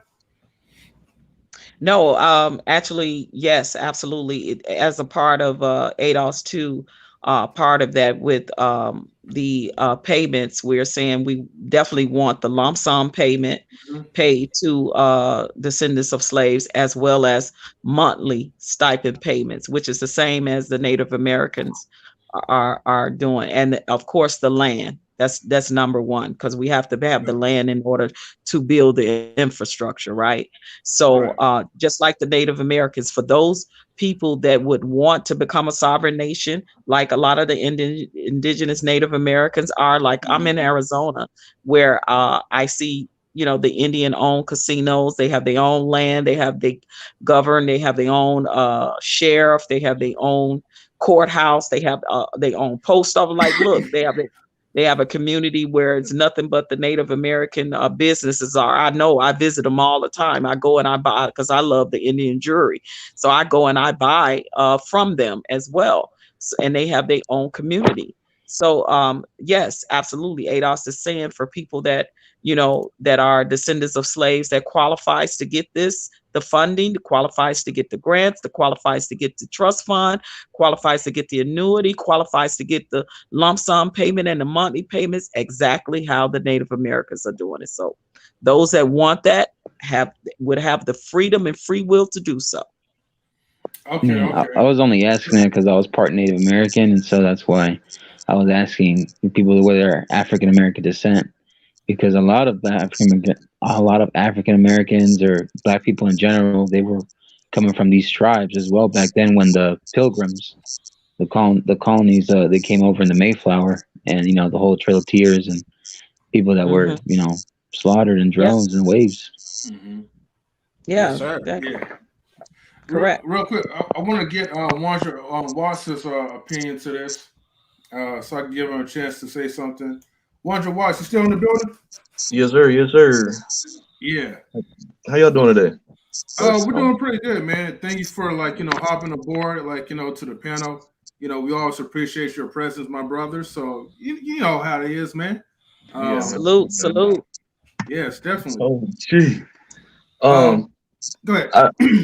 I, I always, whenever we having these conversations, I always, because I know OG Patrice do. She ain't brand new to the game, so OG definitely be on the same talking points I be on. But I just really, it really, for all of us, we have to make sure that we are having these financial literacy conversations when we're talking about reparations at the same time. Okay. We have to. I Absolutely. think that it is imperative for every time we start having these conversations, we need to be talking to each other about, okay, when you get this money, what stream of income do you want to provide for the community? Because like she was talking about, we can give everybody all of this money and all of these things in the world, but we need to have a group of people, like she said, that are doctors that can come together and say, all right, we're going to be here for medical research. There are people who need to come together and say, we are going to be the financial institution. Because if we get these reparations, don't you better not deposit that shit into Bank of America. You better not put that shit into Chase Bank. We need to come together and create our own financial institution so that way we can circulate the money the way that it properly should be. We have to make sure that we are having that same conversation at the same time, because there's many people that's going, well, we don't need reparations and we can do it on our own and all that. And we can. We have the power to do it on our own. We see the influence that we have on this country and other countries across this fucking planet. The influence that we have is tremendous. It is amazing, the influence that we have on all of these other people, and the fact that we allow ourselves to water down our power by doing stuff like OG Patrice was talking about. We diminish our power by perming our hair. We diminish our power by lightening our skin. We diminish our power by getting these surgeries to change your facial structure and all of these different kinds of things that you're doing to yourself. We have to understand our power. We are great. from black, brown to all of that, all of, I'm telling you, we have to stop diminishing ourselves and have to understand our power, educate ourselves on how we can continue growing from this. Because just because they give us the money or the land or whatever, we can easily fall back into the same trap of standing in line buying Jordans. Don't get this money and go buy 30 new pair of Jordans. We need to be smarter than what we have been before. And I really believe in what it is that we can do. I believe in what we can accomplish. And I look forward to being able to see that opportunity come for us. Because at some point they're gonna understand our power and they're gonna want to give us, they're gonna want to give us the money. Because something that a lot of people in my age group have been talking about is separating. Now, the ignorant, the part that I get scared about is that people are talking about separating, but don't. Uh, how can I say? They don't. They don't fully educate themselves on what that's going to require, right? Because we talk about Black Wall Street and how that was built, and what we did with that. We have to really understand what it's going to require of an infrastructure in order for us to even attempt to do something like that. Absolutely. Now, did someone else want to interject? Yeah, I'm going to say something real quick. One, I'm sorry, OG Patrice. Yes, definitely. I definitely agree with 100 watts on what he's saying, and but there was two questions that I want to highlight from Wally. The first question he asks is that he still asks, "This is why." Hold on, I still ask this: why don't Black people own the correction facilities so then they can help the mind of our people? So Right. basically, like, why are we the ones that's investing money to our own correction facilities so that way we can help build the mental stability on our unstable Black men and women? I think Because, you. one I'm sorry. second. I'm Oh, sorry. because I was gonna say, like, in other countries, I can't remember, was it Switzerland or something? It was a country where they have a correction facility, but they use it as mental therapy. There's people that graduated in those facilities. They help them get jobs, acquire skills. They even have professional therapists where they're not treating you like a slave, but it's like a rehabilitation center. That's what they was using as. And then the second question was that who is going to make the banks, who's riding driver seats, who's willing to take it over. He says, I'm waiting. I need to talk this on my channel. My bad, Wonder Watts. You was saying something, right?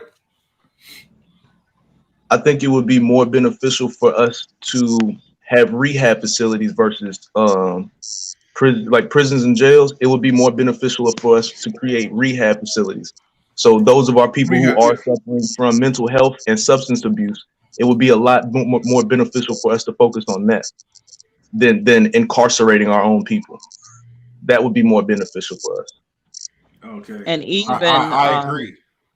and Mhm. even say, because we know prisons are privatized now, that is actually a good thing that Black people can definitely get into if we receive reparations, is become private owners of prisons. That way we can govern and we can rehabilitate the ones that are rehabilitatable.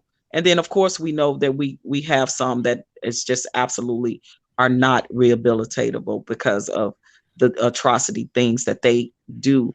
Is more of, take for instance, your serial killers or somebody like that.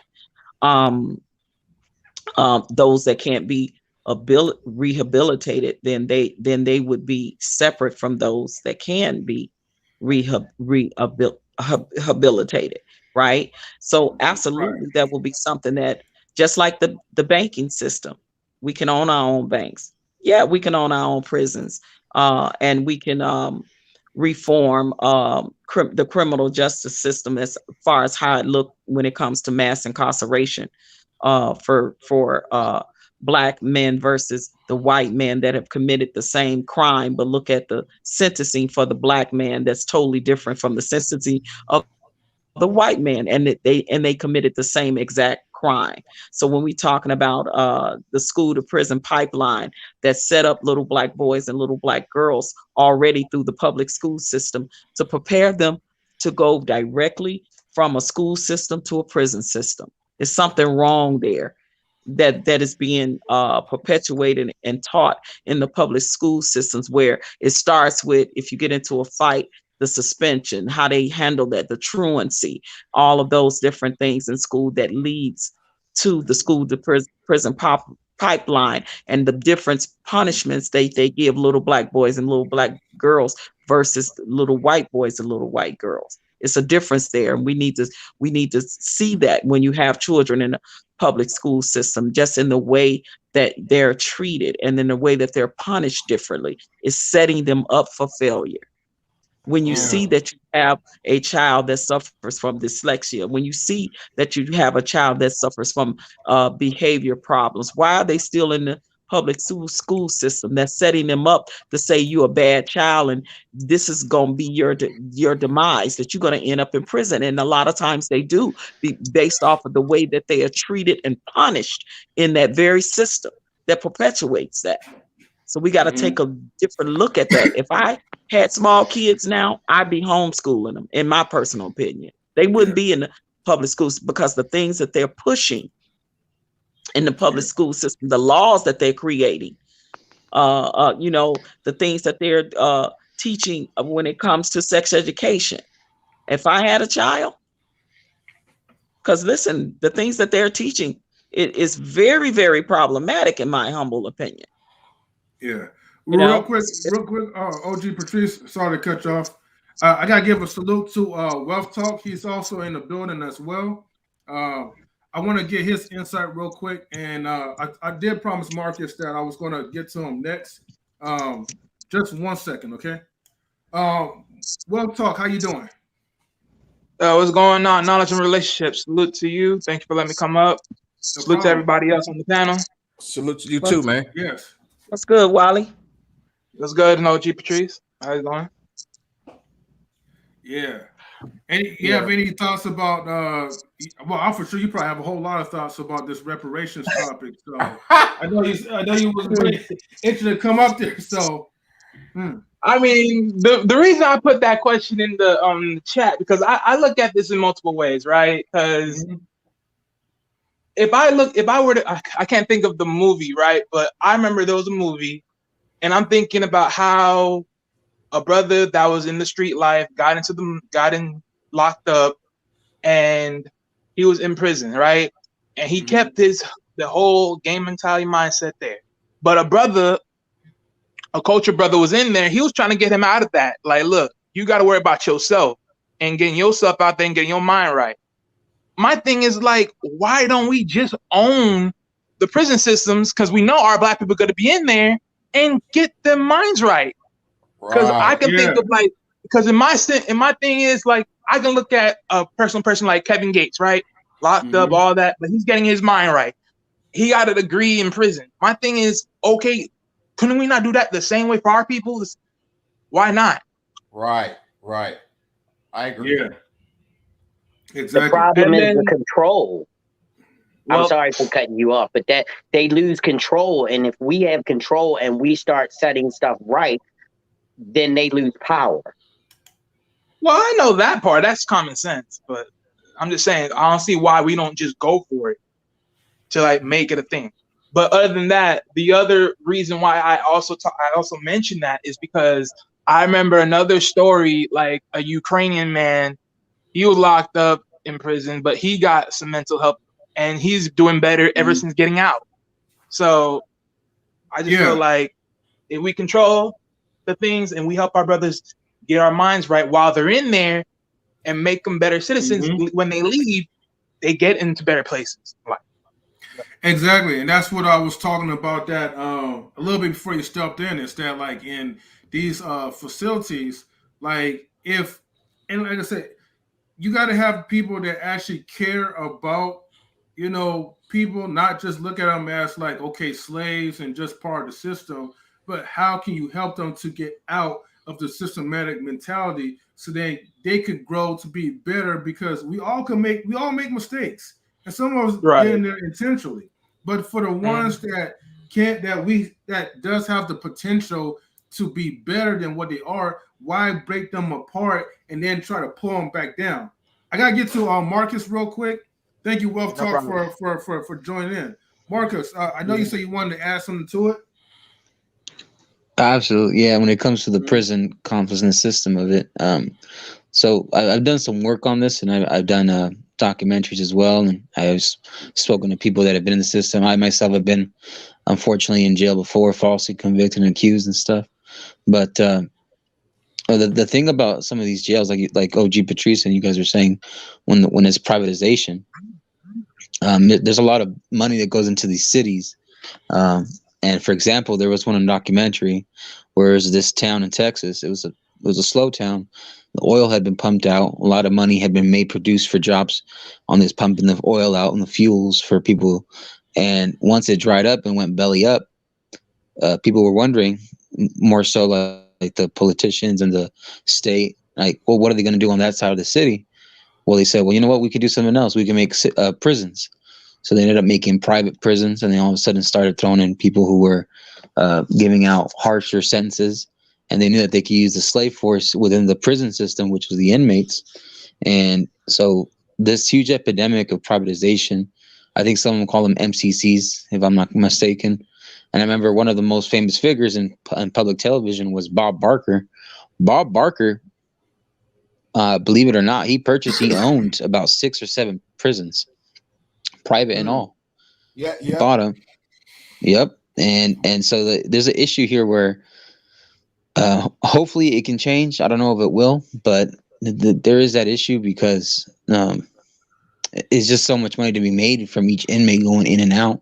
And on an average, let's say in a decent lot of traffic and touristic city, there's going to be bound to be many people that go through that jail, not just on a weekly basis, but on a daily basis, just making money. A lot of money for an inmate. Yeah, Absolutely. because they have to meet a quota. They have to have so many beds filled.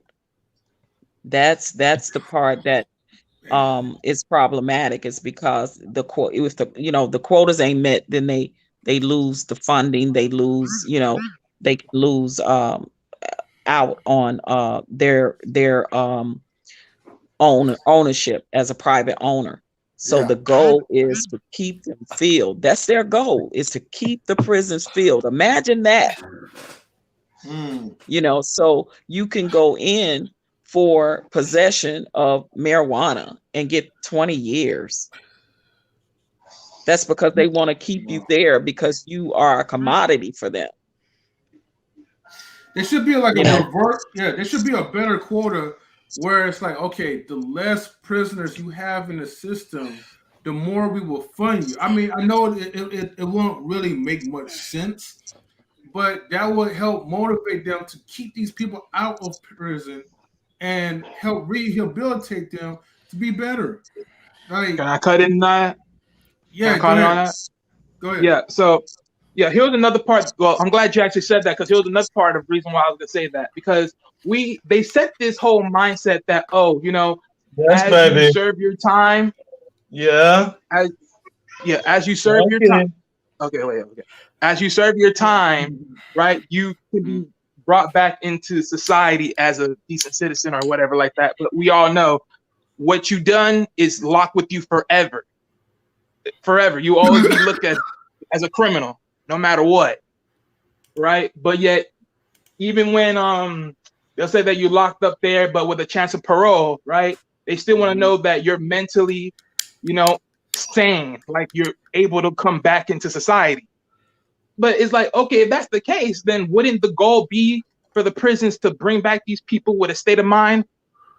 Right. Then why is it so much less potential for what you just said, right? Like, if they have less criminals, that means more profit. But if they have more, but that's not how the game is. Yeah. Wow. that, you know, if that idea, if it, you know, if that idea came to the table, it would be a problem. For them? Yeah, Yeah. for them, it would be a problem. Not for the inmates. I'm talking about like for the like. I'm talking about for those The, that For owns the a the lot of people of board power. members, The people of right, power. for the people of power. members. Exactly. Thank you. Yeah, yeah, for the members that are own it, you know, the privatized prison system. But this is, you know, and again, as a part of ADOS, that's we're also saying we know the game is not fair when it comes to Black and brown people. The sentencing, the mass incarceration, the numbers are not in our favor, right? As more so they are for our white counterparts. So that's a part of ADOS's agenda too, is to say that if we got reparations, like what Wally was saying, we can own our own prison. We can build and own them. Yeah. The banking systems, our own grocery store trains, because we know we have so many food deserts and health disparities because of the lack of nutrition and food in the Black communities. So we're not as healthy, in the right? jail cells, in the prisons too. The food. Absolutely. Yep. Yep. Absolutely. That's Absolutely. another thing. The You know, food. so right. Sorry, So OG. that's what I want our minds. I want our minds to be expanded beyond the possibilities of what we can do and create if we received our reparations. That's what I want, because it will definitely be for the betterment of our people all around the board. Like all Yes. around the board, because we would have the opportunity to create all these things, which is what we once had. You know, so Right. listen, and we have to be real that just like those other communities and that other race of people that got their laws passed, it's because they got behind a politician to help make that happen. And we're going to have to do the same thing. You know, and I said your money and your resources and your support needs to go behind people that supports reparation. I talk about that Black woman in Atlanta, Tamara Johnson Seeley. I talk about her all the time. Even if you don't live in that state, you need to be supporting that woman financially. If that woman becomes U.S. Senator of Georgia, she will have the power to take this bill, because she believes in it, to Congress to help get it passed. You know, look at all of her other policies as well, but she is behind reparations. You know, Bob Johnson, Robert Smith, Danny Glover, these are celebrities that have talked about and stand for reparations. Just imagine if we, as a people, talked about it on all our platforms as a Black people, that saying, let's support this movement, guys. Right. Let's support it. Let's talk about it. Let's get our people financially literate. Let's get our people mentally and physically healthier so that we can be a stronger people. Yeah. And when we get it, we'll know what to do with it. And we're going to keep it in our communities to help continue the generational wealth, to help continue the legacies of our family and our communities, just like all the rest of our racial counterparts are doing. Yeah. We're no different. We can do it too. We once did it. Black Wall Street was a prime example of that. And now they're giving reparations, or some form of reparations. Ashley, North Carolina just got it. Evanston, Illinois just got it for denying so many people housing because of redlining back in the 40s and 50s. They're giving it to their descendants, and now they can benefit off of it.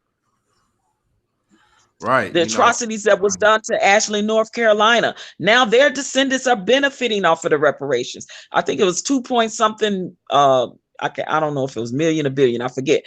I think it's billion. Just was given to them for the atrocities done in Ashley, North Carolina, which was a form of the same thing they done at Tulsa with building with Black Wall Street. They did the same thing with Rosewood. They gave Rosewood so many millions of dollars. It's not enough when you look at what is really owed, $12 to $14 trillion and counting. Yeah. What's really owed to us? Do you realize what we can do as a people and as a community with that kind of money? Talk about generational wealth. Talk about leaving legacies. Oh my God, that is the grandeur scale. I want Black people to think about what it can do for us, the power that we can have. But we have to fight against the grain. We have to support, give our funding, give our resources, give our support to the politicians that say, listen, let's go try to get this bill passed and get this money. To get these resources for us. We don't have the leg up. We are 400 plus years behind the 8 ball in this. Talk about equality. Where the hell is it at for us when we are 13% of the population and only 1.2% of the wealth? Where's the equality in that? There is none. Yeah, that we are blessed to have some people that have became wealthy, that have became rich, that has became all of this. But we're talking about the average man, the average working class man and woman that are descendants of slaves, that are tax-paying citizens, and that their ancestors helped build this America for free 99. Yes. I'm saying, let's get going about this. I wanted to And throw plus, something in real quick. I was going to say, and plus that if that happens, we would have to build a team that's going the same direction, because we're gonna have a lot of hard-headeds when that time comes. Absolutely. Listen, we all know that everybody ain't on board with this, right?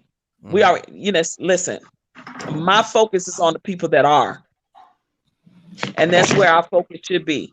And just like we have our other Black and brown brothers and sisters that are our allies, the Jamaicans, the Haitians, the Trinidadians, the Barbadians, the chosen people. That's the chosen people. Listen, by the way, we all in this together because we should be each other allies. Jamaica has their reparations on the table right now. You think I don't want to see them get it?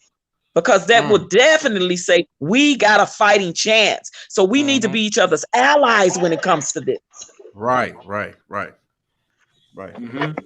It's power in numbers. Yeah. Right. Real quick. I'm sorry. Let me look, if you don't mind, let me throw something in. I'm gonna hop out real quick. Gotta finish dinner before I go live tonight. Okay. Yeah. Sure. If I'm not mistaken, Wiley said he in the question he asked, he mentioned something about financial institutions. If I'm not mistaken. But just for the record, there is a Black-owned bank. For those of you that don't know, it's called One United Bank. It is a Black-owned bank. It is owned by, and the board members, the majority of the board members at this bank are African-American individuals. This would be a great place to start at. I personally do have one business account with this bank right here. This is where all my money flows into whenever. Hold on, let me write 100. Let me write this down. You said what was the bank called again? Hold on, One United Bank.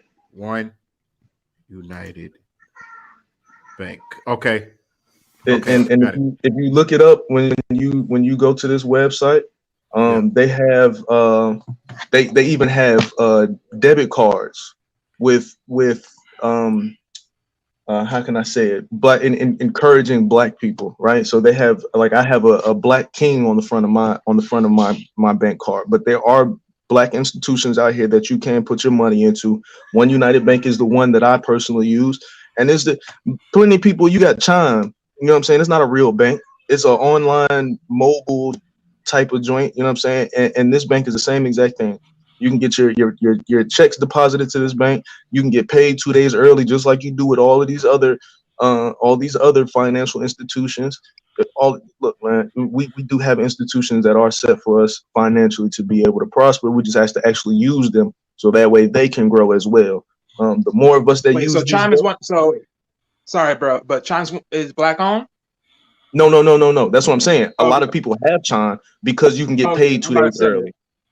Yeah. No. Chime's not Black owned. And I was just saying, like, this it's the same thing. The same way you can go online and you can mobily deposit your checks, you can do the same thing on One United. You can go to almost any ATM machine that you want to. Like, it's the same exact thing. So we do have at least one infrastructure that is in place. There are a few others that I'm not familiar with, but this is the one that I've been operating with for at least the last 3 years. So we do have a I'm little. looking at it too. They got the Visa card that says Black Wall Street 1906 Greenwood debit card.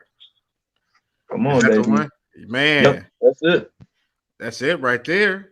That's it right Man, there. hey, y'all look this up, man. This is serious. This is serious business, man. I'll Y'all look that up this as soon as I'm done. man. I already got the name written already. So. Whoa. It says I'm- join now. Get your Yeah, card listen. now. Yeah, you listen. Things are being put in place for us to start to have more and better economic power as a people on the whole. Like I said, those Black investors that are just bought 500 acres in Georgia. It's happening. It's happening, but it's few and far between. So imagine what receiving reparations could do on a grander Right. scale. See, I want us Right. to think bigger, think globally on a more grander scale of what we can do with having that type of resources. We can control everything that we want to control for our people when it comes to economics. And that's the grander scale that I want us to think about us, our children, and our children's children, and so far, just the way our white counterparts do. Why you think they're able to keep the wealth going from generation to generation? Because they keep it in the family and they make sure it happens. Yeah. So we have to have that same mindset as a people too. So I would encourage everybody to please go on ADOS101.com. Check out the Black Agenda. Check out the things that we're doing. And we're not finished yet. We're study creating. And we even have white women behind us. It's called White Women for Reparations. So we do have some Caucasian allies as well. And we need them. Let's be real. We need them because we know everything is controlled by them. Yeah. Yeah. So if we have a sector of people that say, hey, look, we realize that this mass atrocity was done to your people, and this is the way that we can make recompense by having a formal apology and having given reparations in the form that you want it, because we don't want government to control how they're going to give us our money.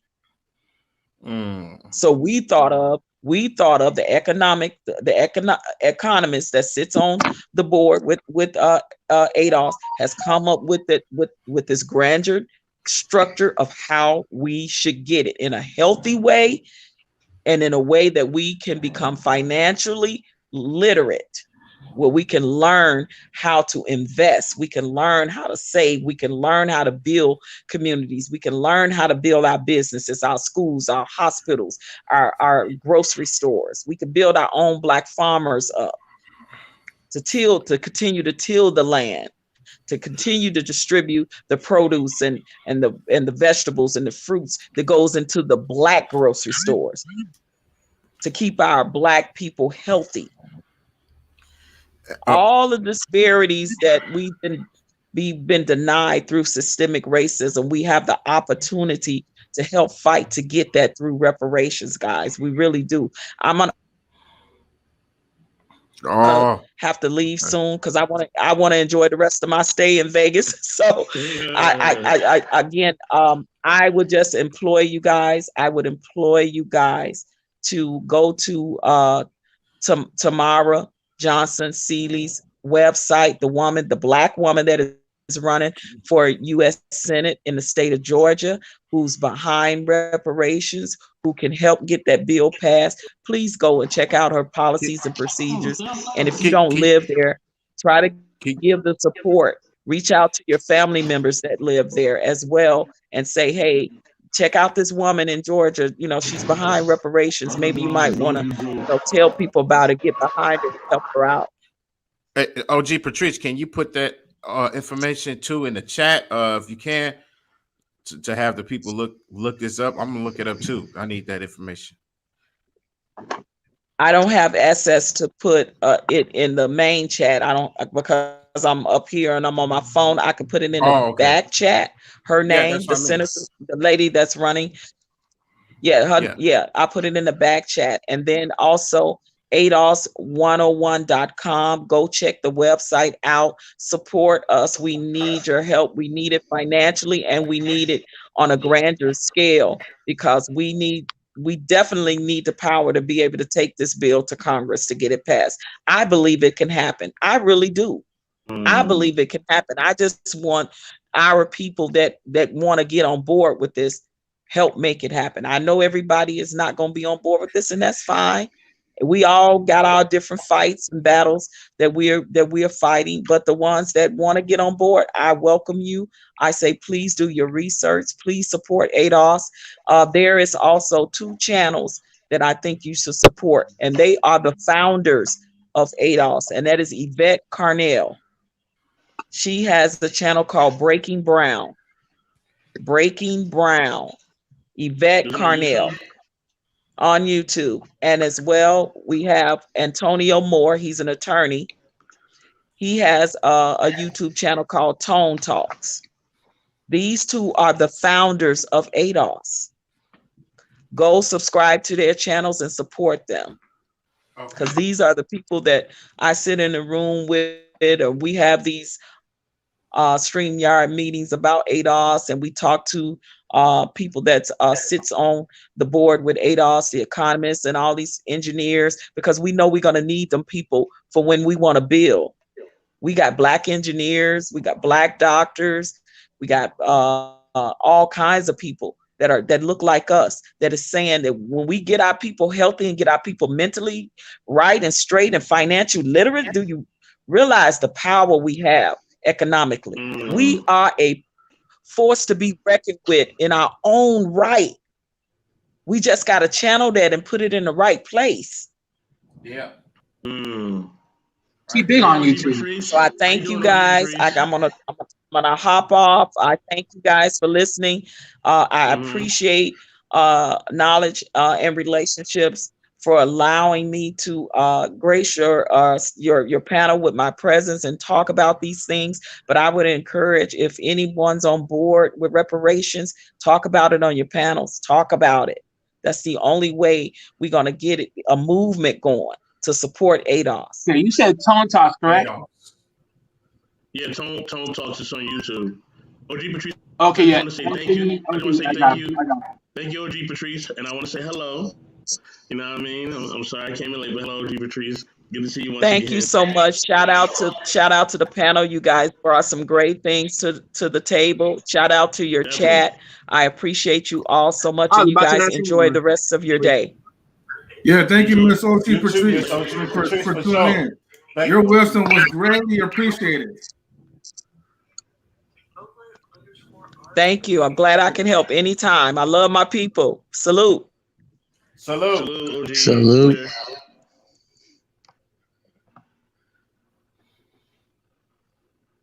Yeah. I'll be right back. Okay. If you don't know, now you know what's going on. Mr. You know, but it's all good. What's good, y'all? What's up? How you doing, Mr. Best? If Mr. Jeff, you know. Mr. Best is my brother. But yeah, man. What's going on, y'all? What's good? Nothing, man. Just watching the NFL games right now. Watching the NFL real quick. Playoffs. Well, who's playing? Triple Bay and who's playing today? Who's playing today? Marcus, are you back on? Or no? Marcus? Oh. Yeah, you there? Oh, okay, there you go. There you go. Because you faded away and then you came back. Oh, okay. No, I was gonna ask you guys. Is there an echo? Yeah, we can hear you though. We can hear you. Go ahead. No, I was gonna say, because a lot of people, they've been getting into like the cryptocurrency and Ethereum. Ethereum is a new outlet, a new way of making money. It's been on the rise for the last about year and a half or so. Now it's becoming the new thing, Ethereum. And also look into stocks and look into shareholding and look into bonds, so it can triple your money if you can. Obviously, real estate has always been a common factor for people to get into, Airbnbs. Yeah. But so you guys can like triple your money almost if you can, because I know people that are planning to have families already have families or kids or dependents. There's always something to make sure you have security in that, you know. So I think those are very good outlets to double or triple your money, maybe even quadruple it if you can. But those are just a few, like, you know, advice, a couple subjects you guys can look into. I was always been a numbers guy, so that's why I like that kind of stuff. I've been dealing with it. I've been brushing my knowledge on it for the last about year and a half or so. But just, hey, they can help you guys out. Look up Ethereum and obviously some of what Bitcoin. I know Bitcoin, I think it's going up and down right now lately. But the cryptocurrency market as well. It's been a lot of Bitcoin. I've been hearing about that a lot everywhere. Yeah. I gotta welcome brother Esau Hopeful. Esau Hopeful, what's going on, brother? Ain't too much. What's going on? Not much, Oh, yeah, man. What would you like to say, bro? We here. We listening. Oh, all right, yeah, man. Hey, I got a lot to say, so I don't like to be long-winded though too much. I like to have more of a back and forth. So, I'm gonna get in where I fit in. But just to add, just, you know, off top, I know a lot of people are talking about reparations, and I want us to get reparations. But I also know, like, you know, how far-fetched it is, and I feel like we should look at those who have gotten reparations and see the difference between how they handled it and how we are. One of the things that I want to say that I recognize is there's more of a distinction as far as for the land that the people are claiming that they came from, and the heritage that people are claiming that they know of.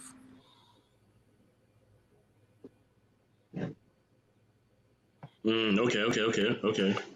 I think we all, you know, we all are trying to learn more and do more. You know what I'm saying? I think reparations will be good for everybody. You know what I mean? I think we all definitely would love to see it happening.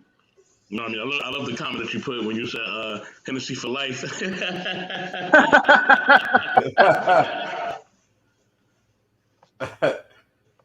I mean, that is a reality. People, they all gonna be getting Hennessy on. We know that for sure. I think, you know, of course, I believe that we should get it, but I think that before we get it, before that even happens, things should be in order. You know what I mean? Should be a lot of cooperation. It should be things in order before we get it. Like before we get it, we gotta have things planned out already. Like we gotta already know what to do with the money. We gotta make smart moves and also maybe smart investments. Just saying, you know, I think it's also a good idea as well. If I can chime in real quick, another piece to what my question, right, that I had that I gave earlier. I mean, if you really think about the whole prison system, look at what they making the people doing in there, right?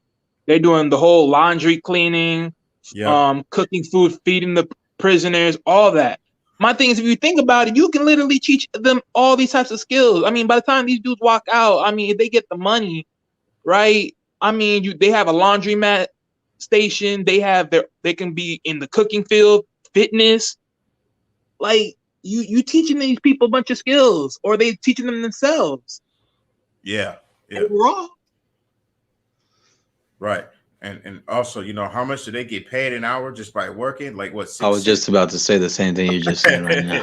Oh yeah, because they're literally getting paid pennies, if not anything else but that. I don't mean to cut you off. My apologies. That's all good, man. Yeah, literally 6 cents. I think 6 cents or 5 cents, something like that, man. That needs to change too as well, man. It's basically monopoly money is what they're giving them. It's just, hey, here's your commissary. And it's like a slap in the face. It's a slap in the face because that's basically a slave labor force. I mean, I remember OG Patrice was just here earlier, but my girlfriend, she was born in Arizona, and I remember she growing up, she used to see the chain gangs come out, and they would be the ones cleaning up the streets, the freeways. They would be the construction workers. They would be the builders. Yeah. And so, like, that's where they take advantage of them, knowing because they either have convictions and they have no rights, but they still forget, like, prisoners, excuse me, prisoners still have human rights. There's a reason why they have that the human rights Civil from the civil rights. civil rights. There you go. I'm sorry, civil rights. Yes. So I think that's a big issue that people need to make sure they understand, because a lot of individuals in prison, inmates in prison, they try to brush up on law as well, and I think that's where policies need to change on that, like ASAP. Mm-hmm. I mean, the thought behind it was genius. Actually, the way they transferred it, everything, it was like whoever thought of that shit. I mean, like I hate to give them credit, but I mean, it's just still going on. How many years later? And it's no change in sight. And they keep, pushing these different versions of, colorism. They don't want to point to your actual heritage. They say African descendants of state. How about the people who was already here?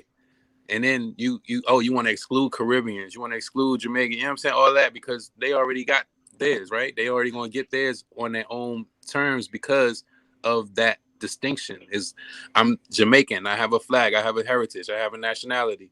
I'm, Haitian. Shout out to the Jamaicans. Nationality. Shout out to the Zos. Shout out the, you know what I'm saying? Nigerian. I have a flag. I have a nationality. Kenyan. I have a flag. I have a nationality. All these places that we see with flags and nationalities are getting reparations. But black people of color, or whatever you want to call them, they keep getting these different names. Now it's ADOS, and then it's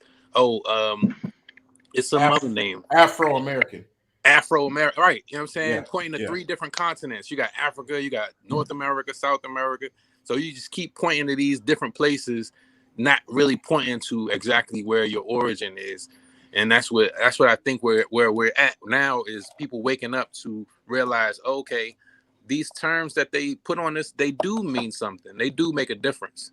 You know what I'm saying? So it's like we gotta figure out, okay, if we define ourselves as, colored people, you know what I'm saying? We got to all be like, all right, we all color people. Well, you want to be black people? All right, we all black people. But that's what I'm saying. Black is Negro is nigga. It's the same shit. It's like we trying to get reparations for niggas is what it is. With that said, right, when everyone gets their own reparations, like if Jamaicans going to get theirs or, whoever got them already and then whoever's getting them, I feel like they just dingling that along. Like if you can give it to one, I think you're able to give it to everybody. Like let's stop fucking around because they just because I feel like when they do that, they're just poking fun at you. Like ha. Exactly. Yeah, I wish it was that simple. You know what I mean? Exactly. If they would just be like, all right, look, we're just gonna give them all out, no matter what you call yourself. You know what I'm saying? Because let's be honest now, sorry for cutting you off, but let's be honest, because before we even idolize who we are separately, if we're talking about in the framework of what we did for you back in the days, we were all black people. But now you just pick and choosing, like, okay, I'm going to give it to you because this, and I'm going to give like, no. Right. It's neither one or none. Right.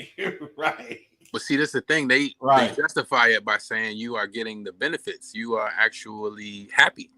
You want to be this because you do know that black is an adjective. We have taught you that in 3rd grade. Everybody who claims to be black, they are claiming to be ignorant. You are claiming to be a nigga. That's what I'm saying. And we have an amendment for niggas. We made the 14th Amendment for niggas. So it's like, boom, all right, cool. So y'all are happy. Y'all got civil rights, not human rights, no, but, it's a step forward. And so we, take these little steps and we also taking steps back.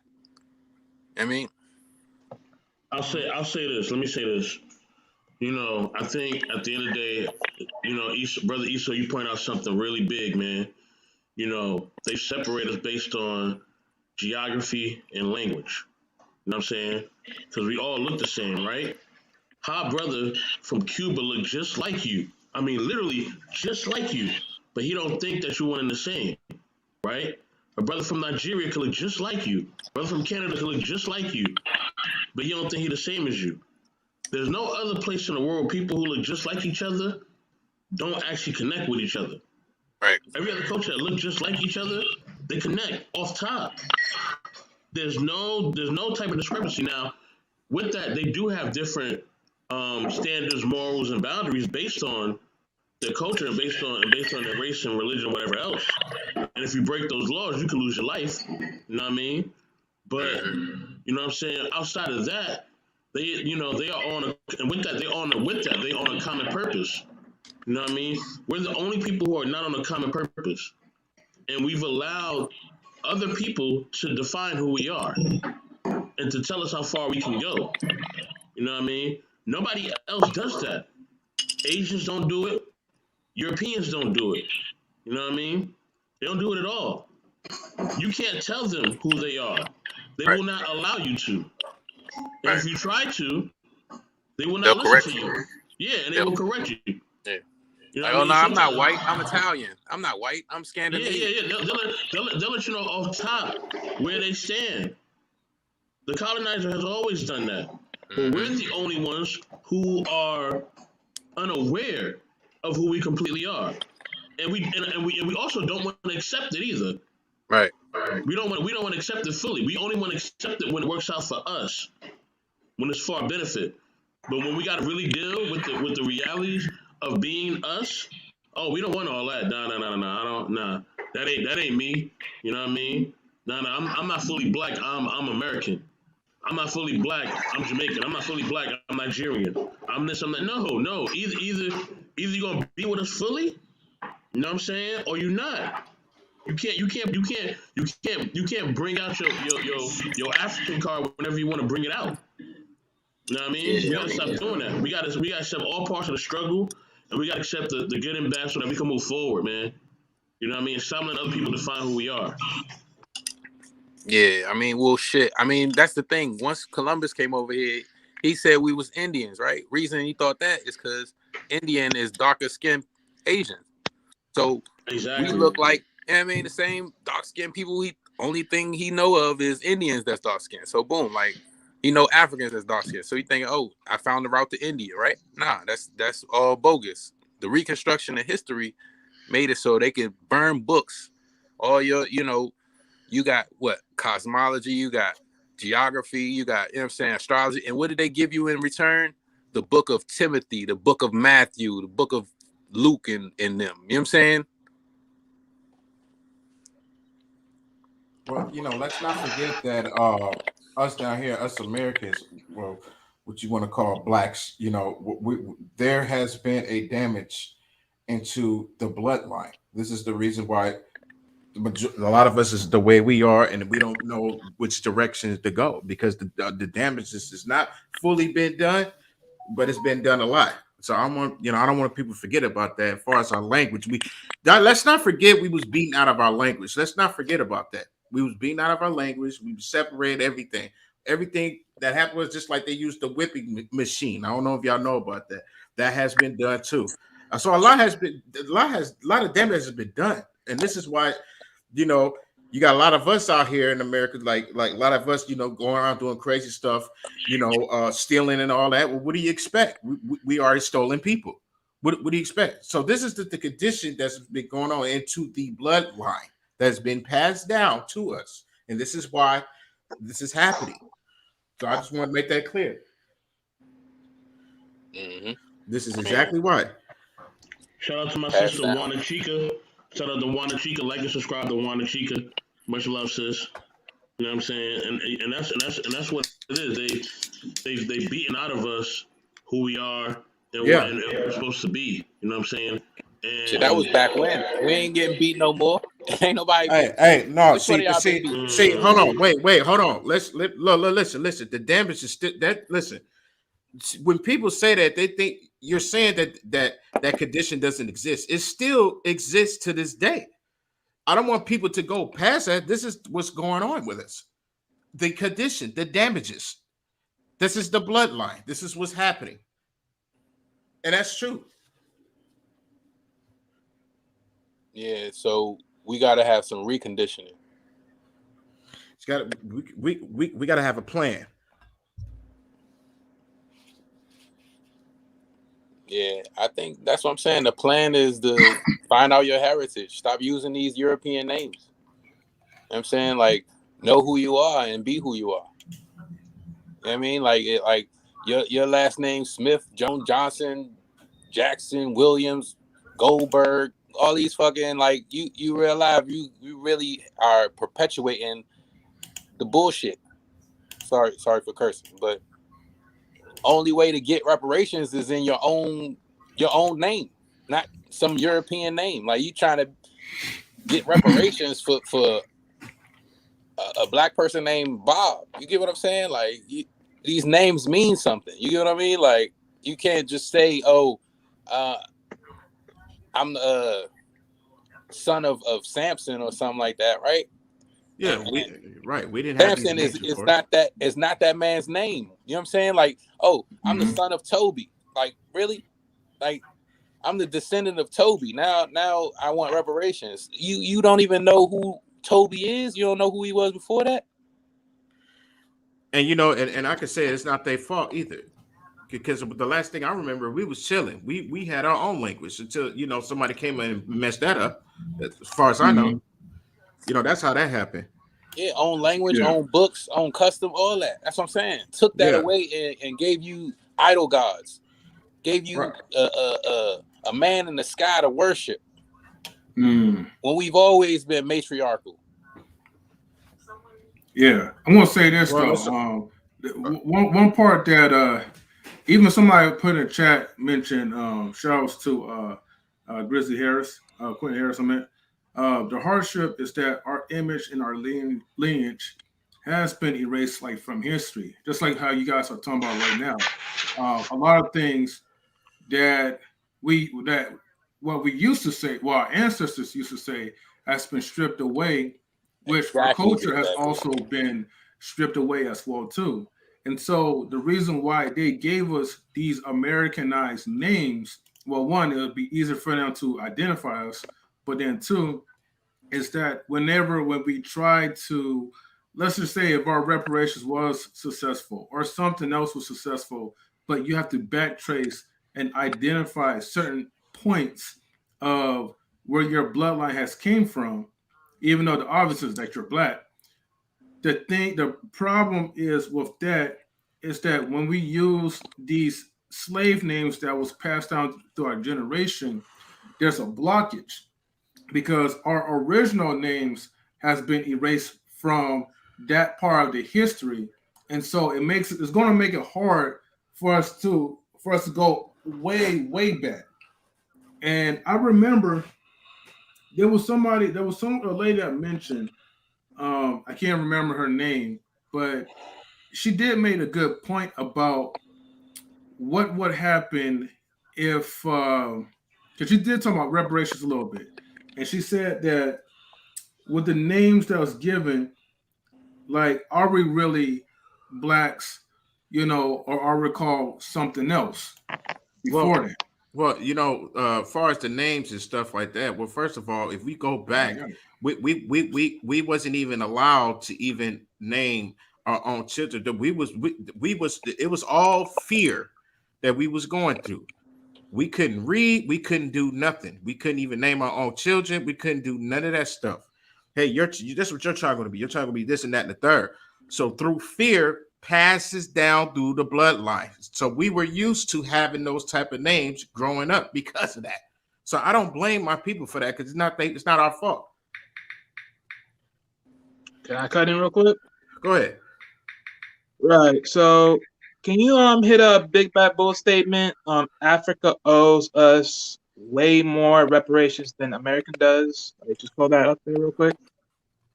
Yeah, I mean this one. Oh no, hold on. Yeah, I can pretty much look it up. It was Nigeria. I think it was a couple of other countries that were still participating in the slave trade after it was abolished. Right, but so because to this point, right? I mean, he has a point, right? He has a point because it does start where it transfers. But the thing is to this, here's my thing to this, right? If Africa were to give us reparations, in my honest opinion, I think the only real thing they can easily possibly even do is, in my own opinion, is like, how do I want to say this? Like, how like they got their own stock market and everything like that and everything else?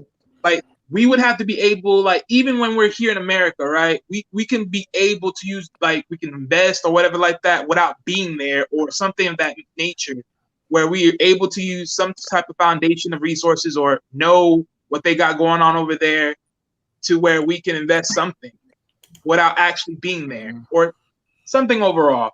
But I think, because right now, even Africa itself, even at this point, they're in a desperate position. I can't talk, but they're in a desperate Position. position. Position. Thank you. Yeah, I don't know about that one. Shit, it's still I rich got with you. resources. I got you, man. I got you.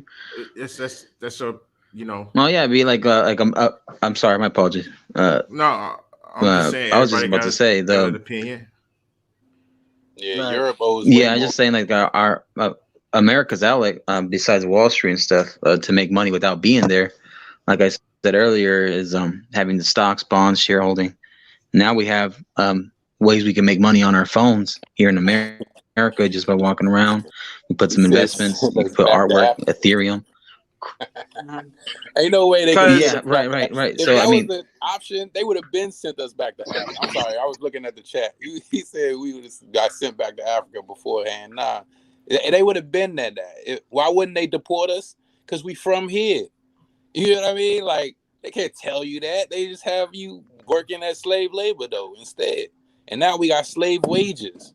We got top corporations making millions of dollars paying these motherfuckers less than $35,000 a year. Like, it's wild because people can actually see the numbers. You can actually look it up. You can notice the difference in between how much the top motherfuckers make and how much the bottom motherfuckers make. And you know that they could pay them more, but why would they? Because they don't have to. Like, you are classified as an animal. You know what I'm saying? Like, you're a they control subspecies. When they you call control the yourself price. black, it gets deep. When you call it's the label. So if we put I put a label on a chair, right? And a chair is actually it's called actually a individual, right? So, and you are an individual, right? But the distinction between the chair and the person is that you are answering just like a chair is, as if the chair could answer.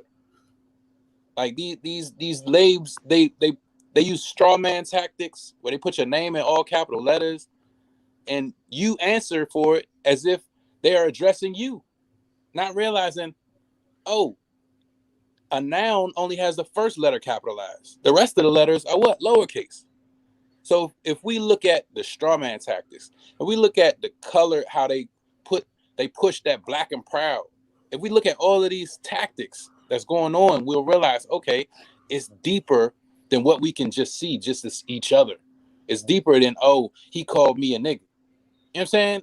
It gets to actually the system. Like, the system is working effectively, and it's going to keep working until we dismantle it.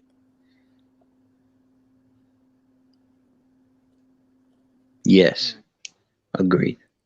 Oh, shit, I forgot I was muted. I got welcome Queen Forever 2K. Hey, How Queen. you doing, Queen? How you doing, Queen? Hey people, how are you?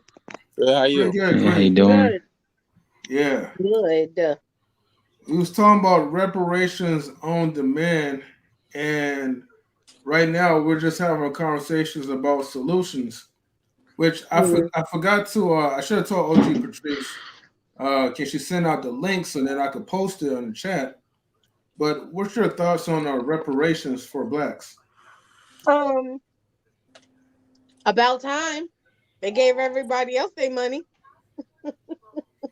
But we still haven't had ours yet. I know, that's what I'm saying. We needed it. About time. Mm-hmm. we need it, you know. I Salute to think brother Clarence. Mm-hmm. I think we need to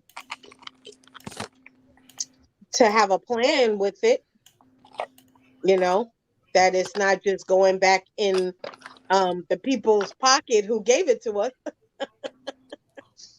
Because that's, you already know. That's what's going to happen. Uh-huh. But I mean, And unfortunately, you know, you can't change everyone's mindset, but you can have a strong impact on a lot. So those who want to do better will do better. Those who want to be educated will be educated, and unfortunately in every culture you have those people who are just going to keep doing what they doing and stay on that rat wheel, hamster wheel, sorry. Mhm. Yeah. And not realizing and getting frustrated that they're not getting anywhere in life, but they're not realizing you're running in the same circle. So, Yep. but yeah, I think we need banks, we need land, we need Yeah, grocery 100 stores, Watts actually introduced a bank Yeah, to us. yeah. He said Yes, One There's a United few of Bank them. is black One owned. United Bank. Yeah, Mm. One United Bank is black owned. You can look this up right now. I just looked it up. It's crazy. Yeah, There's I a just looked few it up of not too them. long ago. Not a lot, but I'm finna get one of those. There's But another bank too that I didn't get a I chance to believe. I've been mention. seeing this one. I just didn't know it was black owned. But yeah. I just want to say this, man. We got a lot of hard heads that is going to do some petty stuff with the money, but then you got a lot of smart ones that really is that really won't change. You got some out there that know a lot about the government and the system. They know a lot about that. So those right there is the ones that need to create a team, need to form a team, the biggest team you can ever get, and you have to be smart with the money or what you're going to do with it. You have to be smart. So I believe that there's a lot of smart folks like me out there that's willing to do that. Now it is going to be a bunch of hardheads, but it's going to be a lot of smart folks out there like me that can smart enough to use that money on some good. Mhm. For sure. Okay. Yeah, I was just about to name another bank too that benefits for Black, Latinos, and Native Americans. That's called the Altura Bank, Altura, Altura Bank. Let me look that up. Let me look that up right now. Yeah, Put that that's in the another bad one. chat. Hold on. Now I don't know if that bank has branches out on the East Coast, but I know it has in the West Coast. Okay. For that to help out. What's it called again? I got it. Altura, so it's ALTURA, Altura Bank. Altura. And it's more smaller. I think it's a little smaller. Located? I don't know if it has East Coast branches, but I know it's in the West Coast. Oh, okay. In the Midwest, I believe too. I think they're getting out more because I'm seeing more of the commercials. Nice. But it's something to help out more with the minorities and people struggling, whether it's with loans or anything else from investment to offshore accounts as well. I think that's what I try to tell people and help them on that. Here it is, right Yeah, here. well, hey, whatever y'all do, don't get no payday loans, man. Stop doing them payday loans and all that scamming that they doing. Stop the school loans. Stop taking out school loans because I know a lot of people I graduated with, they're in debt. Loans, boy, it ain't worth it. It ain't worth it. It's not worth it. Just get a job part-time, go to school part-time if you have to, or get into a job field where it pays you a lot. You can get deferred, but I'm talking about them payday loans. Them you know what I mean? Like predatory lending. Yeah, but even with the school loans, even that's a chance if you get it deferred though. Mm-hmm. No, I'm saying at best, go to community college and trades. Trade school. Once you stop school, then it's it kicks in. But that's what I'm saying. I'm talking about predatory lending. Like that shit is really affecting us way more. They get you. It's because they want to get people when they're desperate, or get people when they're in need of survival. So that's why that's the whole psychology of it. Right. So yeah, if it's a bank that'll lend you, some little something until you need it, like without that 300% markup or crazy percentage markup, then do that instead of that payday loan, because that right there is eating away at people's pockets, thinking that they can just get their check early and pay them back once they get it. Nope. Now you're only paying on the interest. You only paying on the, not even the principal, the interest. It's crazy. Yeah, because man, it's terrible. Right now, I'm telling people not to I tell people not to move to California because I live right now in Southern California, not that far from the border either, but Yeah. but it's pretty bad. Like inflation, like the tax, like property tax, like income, like for the money you make, like and then the governor Cuomo isn't really the greatest guy to have in office, especially with many people who don't want him in there anymore. And somehow he got re-voted in, and it's just bad right now. And then so many homeless people. The homeless epidemic is bad here in California, depending on where you're at. Yeah, So, man. Yeah, well, Hey, but it's a grand design. You gotta understand, they marking up the prices of, what I'm saying? They got, housing, but they marking it up crazy. They not allowing you to even help homeless people by building little tiny homes. Because it was somebody going around building tiny homes. They stopped. They had a cease and desist type shit. yeah, it was Like, Arnold. bro. Arnold Schwarzenegger, I believe he was helping on that too, and Sylvester Stallone. Like they started making these small little mobile and trailer little homes for homeless people and veterans. They did it for veterans too. They tried to stop Veterans first was the first. Yep. That's what I'm saying. Yeah. And it's not like it's not enough, lumber or building material. They could make them, but it's politics. You know what I'm saying? Yeah. And the policy is. But look, it's only veterans that's like in their 60s, because they'll tell you only veterans that's like 60 and up that can only get a place like that.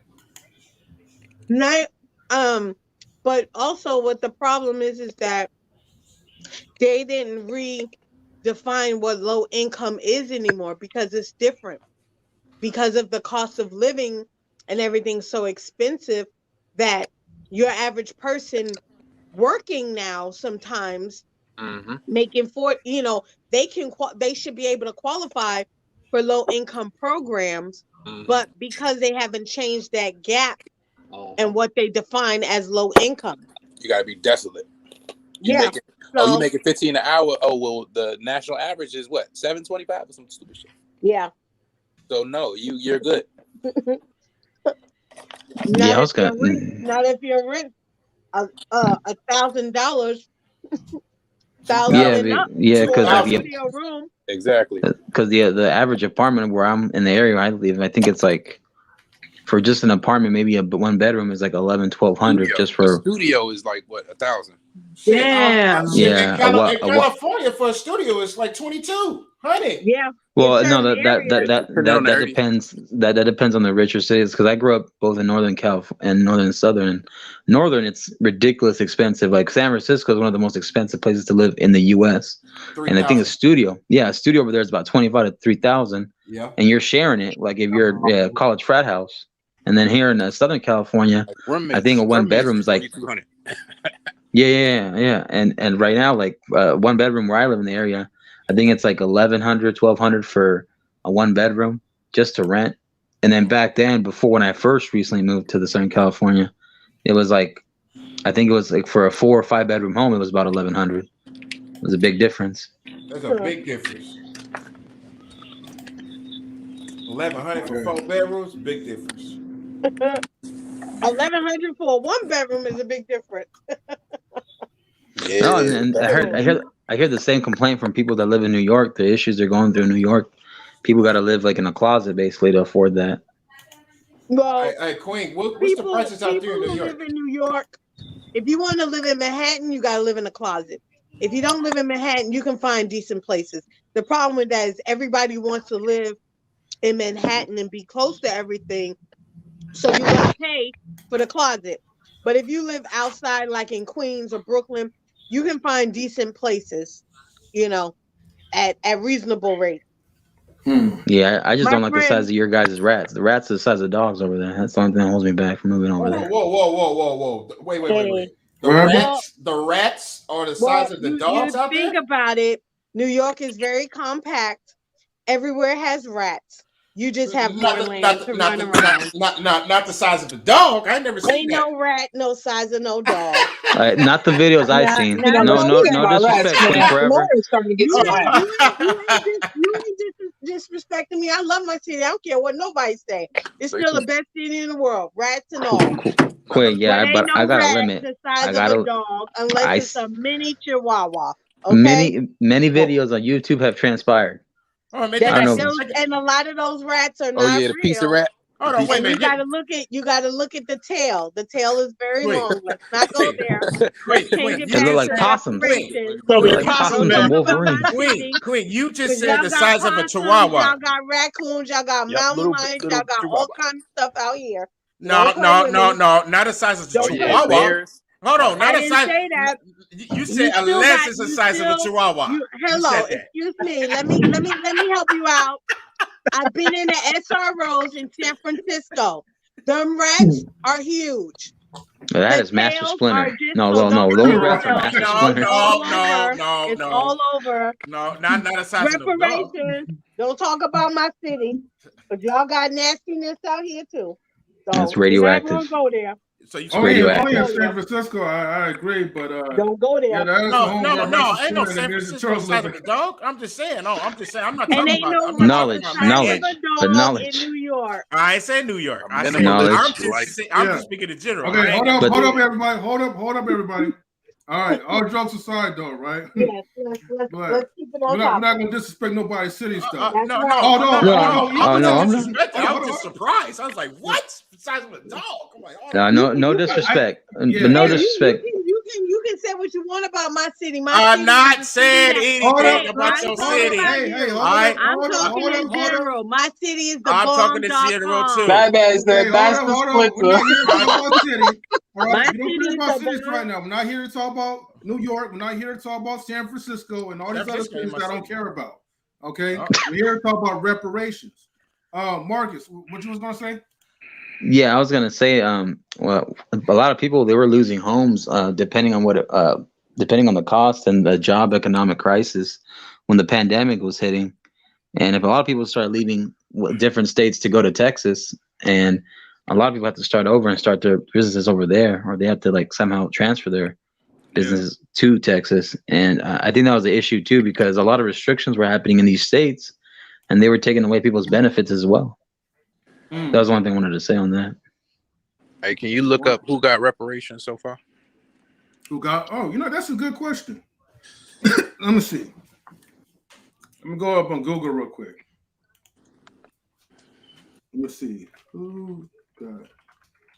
And you guys can continue talking too while I look this up. Yeah, it's a whole list. Get the hat off you, man. Let me get that hat, M3. You don't need it. You can get that. So get the hat? No, man, you can't have my hat. He thinks it's a swap meet. He thinks it's a swap meet. Get your own hat. All right. I'm trying to find it real quick because it's not showing up though. Reparations. Hold on. There gotta be a better title I got. I put who got reparations. Let me see. Not who got reparations. What's Hold on. Yeah. But who has been awarded reparations?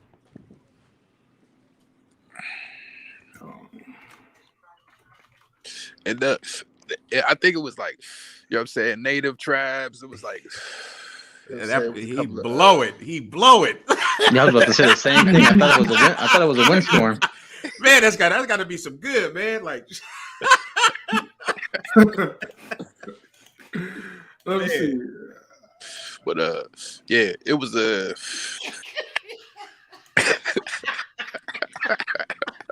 I'm sorry, man. I'm sorry. Go ahead.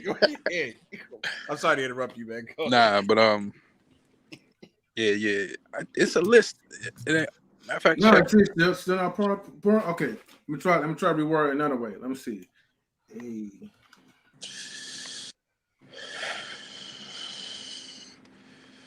Matter of fact, damn, where my other phone at? Shit.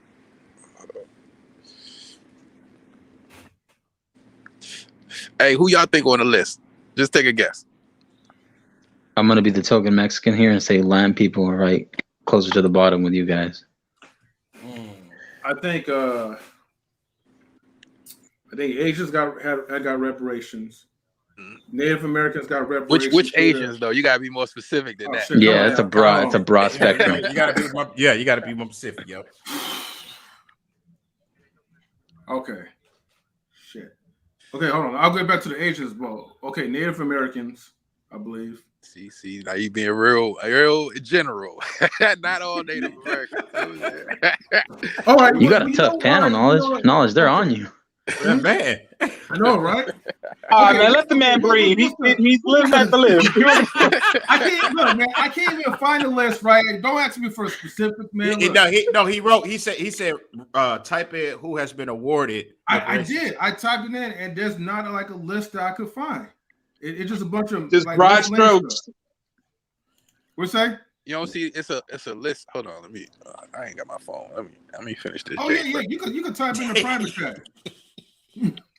He's trying to basically say he's doing the job better than you, M3. He's trying to disrespect you like that. I know, man. This was. He said there's totally a list. That's a pretty good game. I would appreciate that. Good. He's like Boost Mobile Plus. Boost Mobile Plus.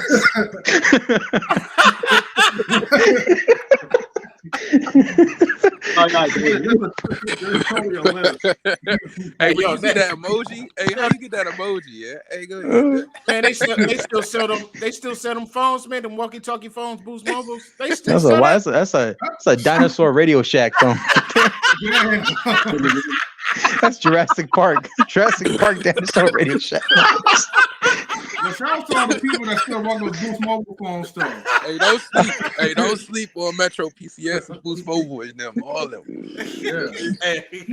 If you can get it for less, get it for less. The Hispanic community is always up in those stores all the time.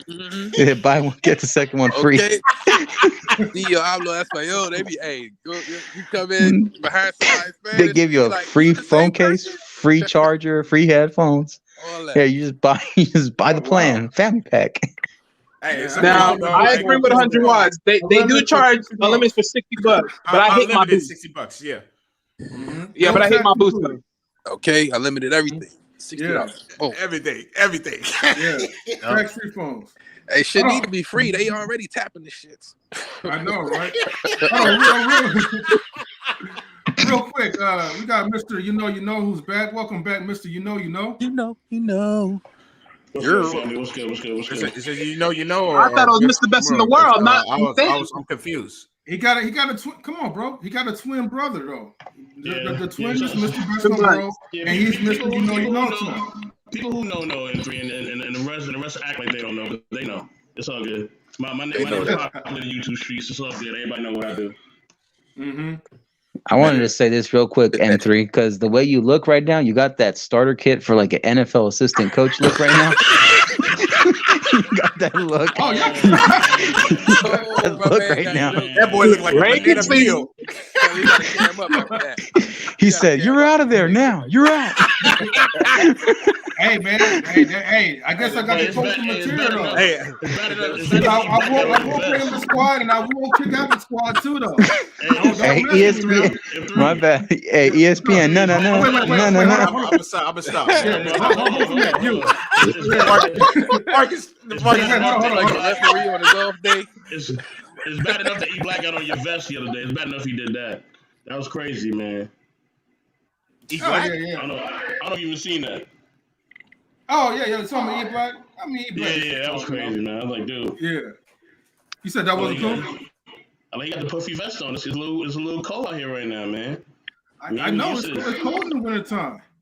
But you know, he's not in the bed right now, so. Yeah, it's hella hot next week though. Yeah. What's that? It's hot out here. What you talking about, man? It's gonna be 70 next week. Oh, it's gonna be 70. Yeah. Yeah, it's gonna be next week. Yeah, where he's at right now, like out in Texas, like he got like that humid type of weather. So he's gonna be sweating all day. He's gonna be needing that Neutrogena to wipe his face off. So yeah. What, in Texas? Yeah, that's where he's at right now. Oh yeah, it's burning up. Yeah.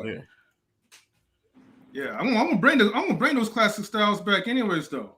Oh yeah, let me go ahead and unmute Marcus. You gotta mute yourself now, Marcus. I'm getting off the Coach, let me back in. Put me in, Coach. Oh man, I got the kid. Hey, much love to M3. No. Game time, I got you. There you go. Hey.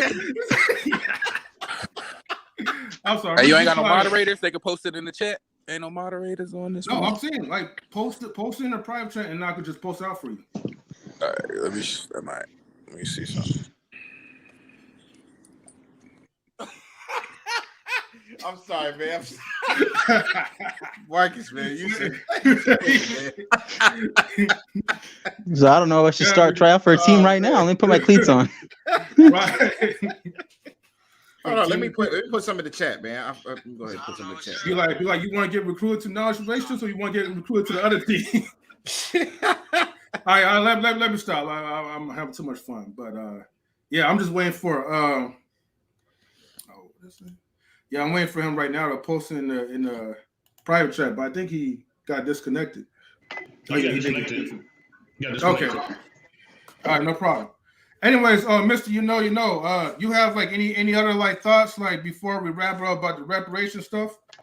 No, I already said what I had to say. I know you have to step away for a minute, but yeah, I had to say what I had to say.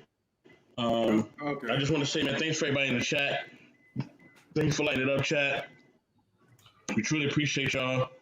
You know what I mean? You know what I'm saying? Yeah, thank you, 100 Watts, for lighting up the Twitch for us, man. Appreciate y'all. Shout out to Party Cloud 420, Blaze Brown. Everybody in the chat, man, that showed us love, man. Thanks for everybody for jumping on. Mr. Brown for jumping on. OG Patrice, thanks for holding us down. Appreciate all y'all, man. Everybody on the East Coast was getting snowed in. Man, much love to y'all, man. Stay safe and stay warm. I know y'all doing a little blizzard out there. You know what I mean? Stay safe and warm, my East Coast people. You know what I mean? I'm glad I ain't got to deal with that no more. Woo! Man. Yeah, so yeah, y'all stay safe and warm. You know what I mean? I'm sending you some more for the West Coast. You know what I mean? Holla at me. That's it. All right, for sure, man. Thank you, Mr. You know. Let me see. I'm sorry, I was laughing at the chat with 100 Watts said. Oh, yeah. He's a defensive back coach.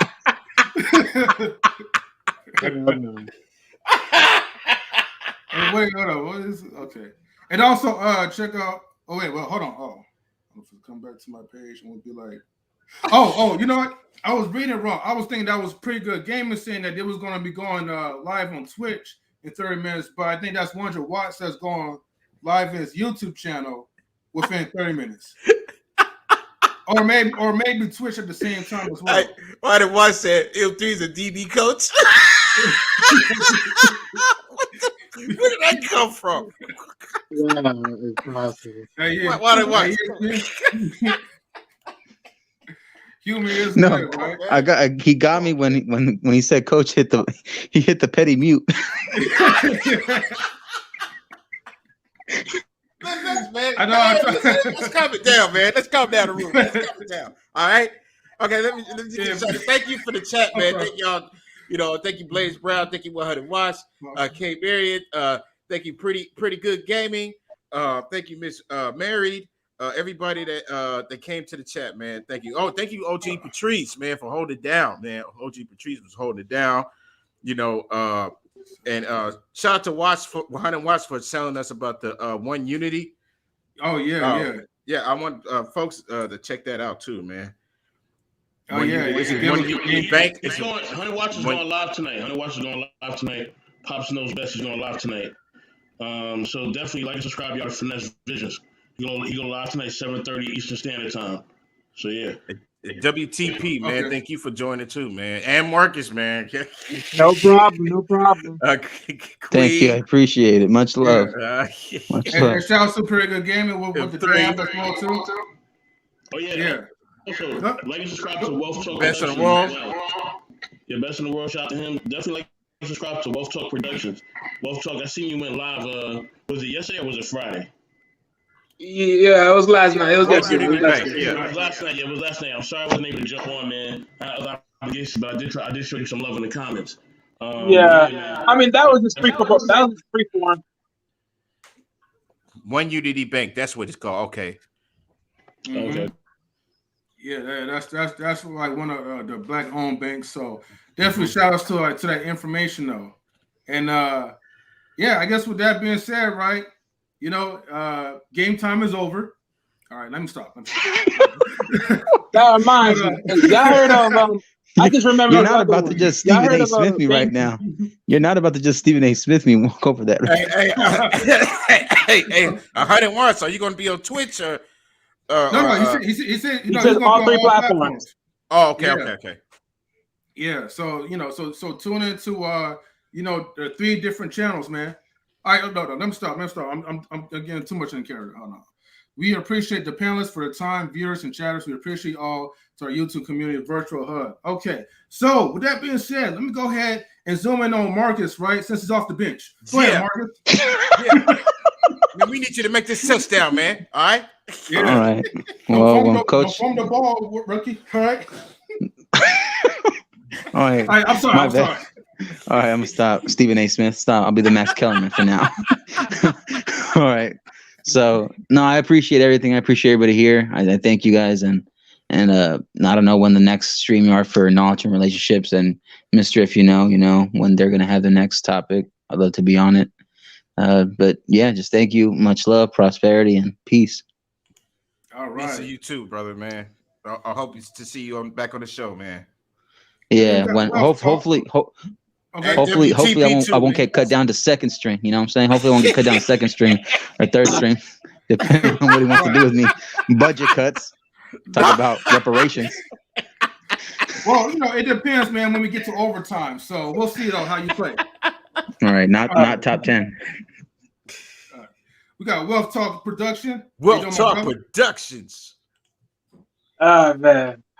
Well, for my closing statement, I just remembered. Do you guys know Greenwood? I think that's another black bank out there. Yeah. That's what I think. That's the one Unity Bank that 101 was talking about, right? If it is, then okay, then I didn't know it. But I know that I remember there was another name because of Killer Mike, the rapper. I know he mentioned this before, and I just remembered it because someone in the chat mentioned about the 21 black-owned banks, and I went to go look, and I just noticed it when I saw the name when it popped up. So yeah, just wanted to put that out there. Okay. But yeah, it's been great. I'm glad I came through because thanks to Big Bad Bull, I was at another live, and Big Bad Bull told me, y'all over here speaking on this, so I came and slide through, and I'm glad I did. We were talking about some constructive stuff, so. Hey man, salute to knowledge and relationships. Always bringing some good stuff over here. Yeah, salute to you as well too. And Wandra Watts on YouTube says, Wally, don't let none of these white dudes use your name to troll strips. Man, look here. You know what? Y'all still bothering me about this ish now, right? Y'all still bothering me about this ish. Look here. Y'all should have known better. I said I wasn't coming. I stand on that ish. I said I wasn't coming. Y'all still believe? Y'all thought I was playing? Okay, that ain't my fault. Shoot. I feel you. And now we have Queen 2K. Sorry, we got Queen 2K. Sorry, Queen Forever 2K. I was gonna say 22. You ain't 22. Ain't no 22. 2K, yes, baby. Just 2K, baby. You can follow me on Instagram, Queen Forever 2K. You can see me on Knowledge and Relationships platform, Lady Streams throughout the week. I pop in, I get my 2 cents, and I get out. Have a good day. That's right. You tell them, man. And there ain't no master splinters around in New York City. All right. Yeah. That's cap. You rep that city. That's cap. There ain't no cap. I ain't gonna get Hey, I was gonna say last week one of those master splinters tried to give me a handshake. I said no. Wait, hold on, Marcus. Right, hold on, Marcus. Where you from? Best talent, best city in the world. Don't sleep. Don't play I'm from California. Don't I'm play from California, Cali, baby. Don't play Don't play yourself. We the best. We the best of the best. We the best of the best. Let's go, baby. We the best of the best. Let's go, man. Enough of that bullshit. All right, let's have some fun. Let's move on. All right, let's go, Mr. Best, Mr. You know. Go ahead. Thank y'all for joining the Knowledge Relationship Experience. We appreciate all y'all, man. Thank you for coming on. We definitely thank y'all for being a part of the channel, man. Thank you for always jumping on and just showing us love, man. You know what I'm saying? We really, really like the fact that y'all just came through. You know what I mean? Y'all showed us love. You know what I mean? Y'all jumped in the chats that came on. Shout out to all the content creators. I'm gonna be long winded, so I'm not gonna be too long winded. Matter of fact, I'm gonna let DJ Eddie go because there's a long list of people that I definitely want to thank. So I'm gonna let DJ Eddie go first, and then I'm gonna thank all the people that's been supporting us.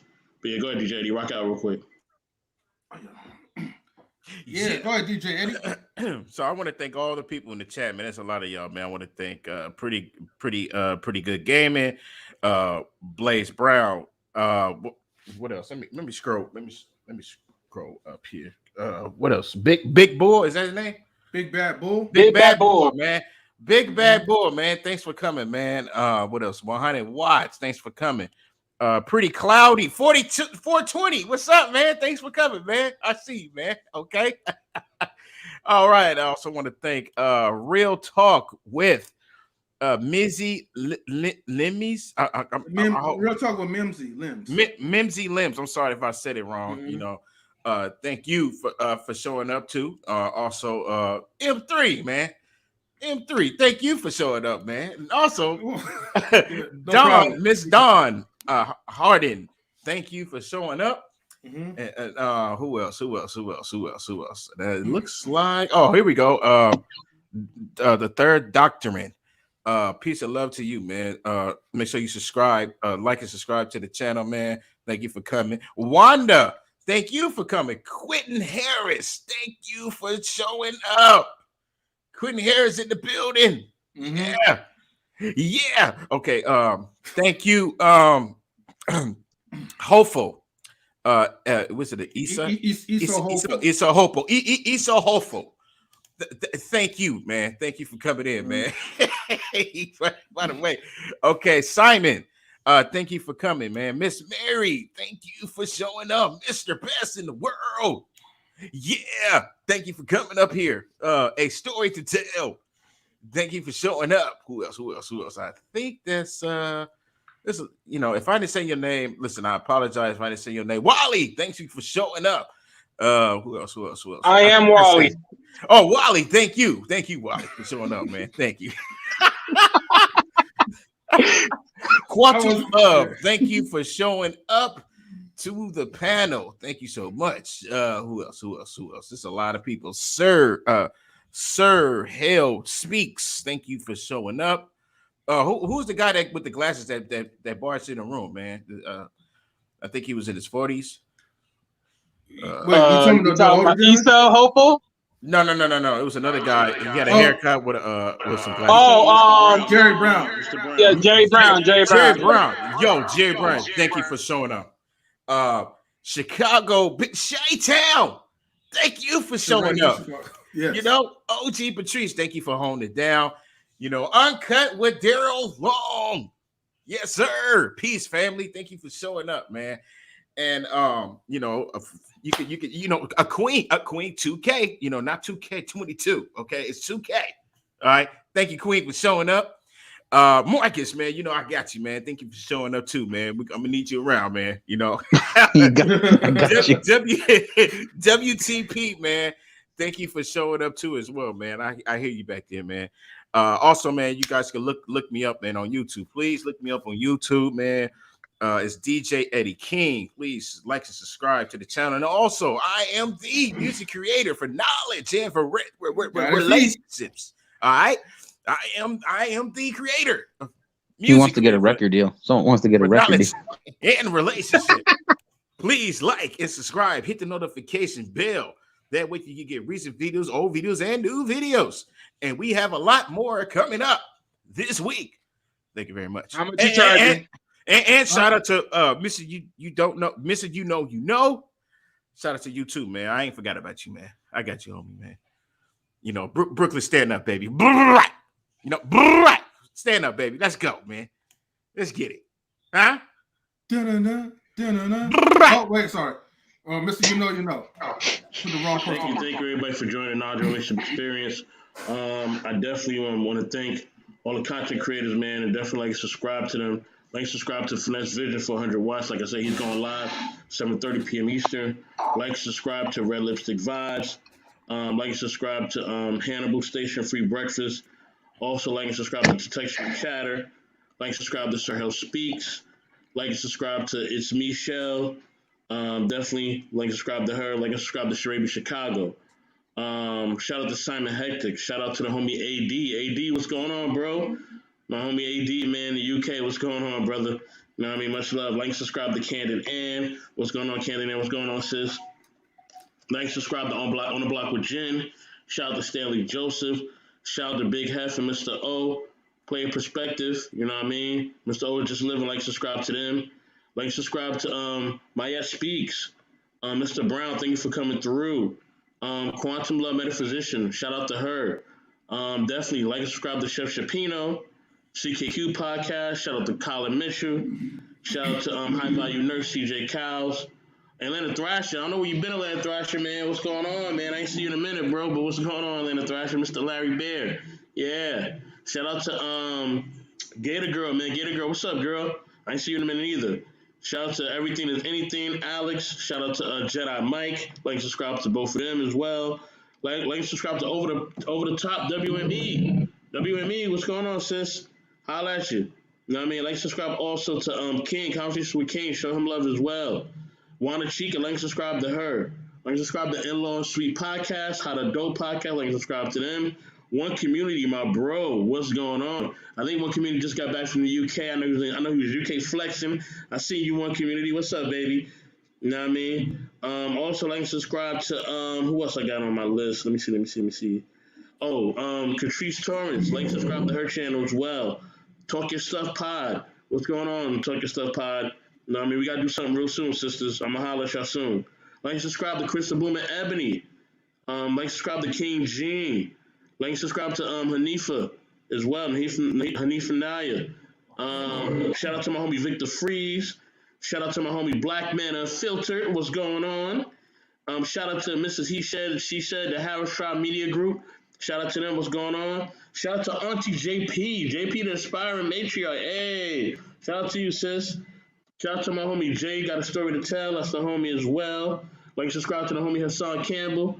Like and subscribe to the Real Dana. You know what I mean, as well. Shout out to Maricela.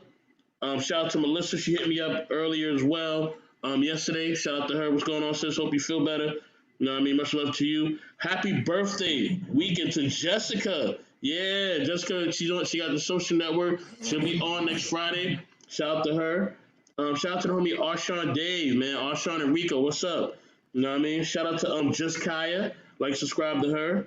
Shout out to Kim at the Up Level Approach. Like and subscribe to her. Shout out to Sherelle. Sherelle, hope you're doing well too. E Black TV, what's going on, man? Shout out to you as well, man. Much love to E Black TV, man. You know what I'm saying? Much love to that brother. Shout out to everybody. Brittany B. Shout out to Brittany B as well. Shout out to the homie Uncut with Daryl Long. Daryl Long, my brother. I'm gonna hit you up soon, Daryl. You know what I mean? So we could definitely chop it up. Let me see. I don't want to forget nobody, man. I'm really working hard, not forgetting none of y'all, man. Oh yeah, shout out to Black David. You know what I mean? Shout out to the brother Black David. Shout out to my other homie Jay Takashi. Like subscribe to him as well. You know what I'm saying? Yeah, that's the homie right there, man. Jay Takashi, man.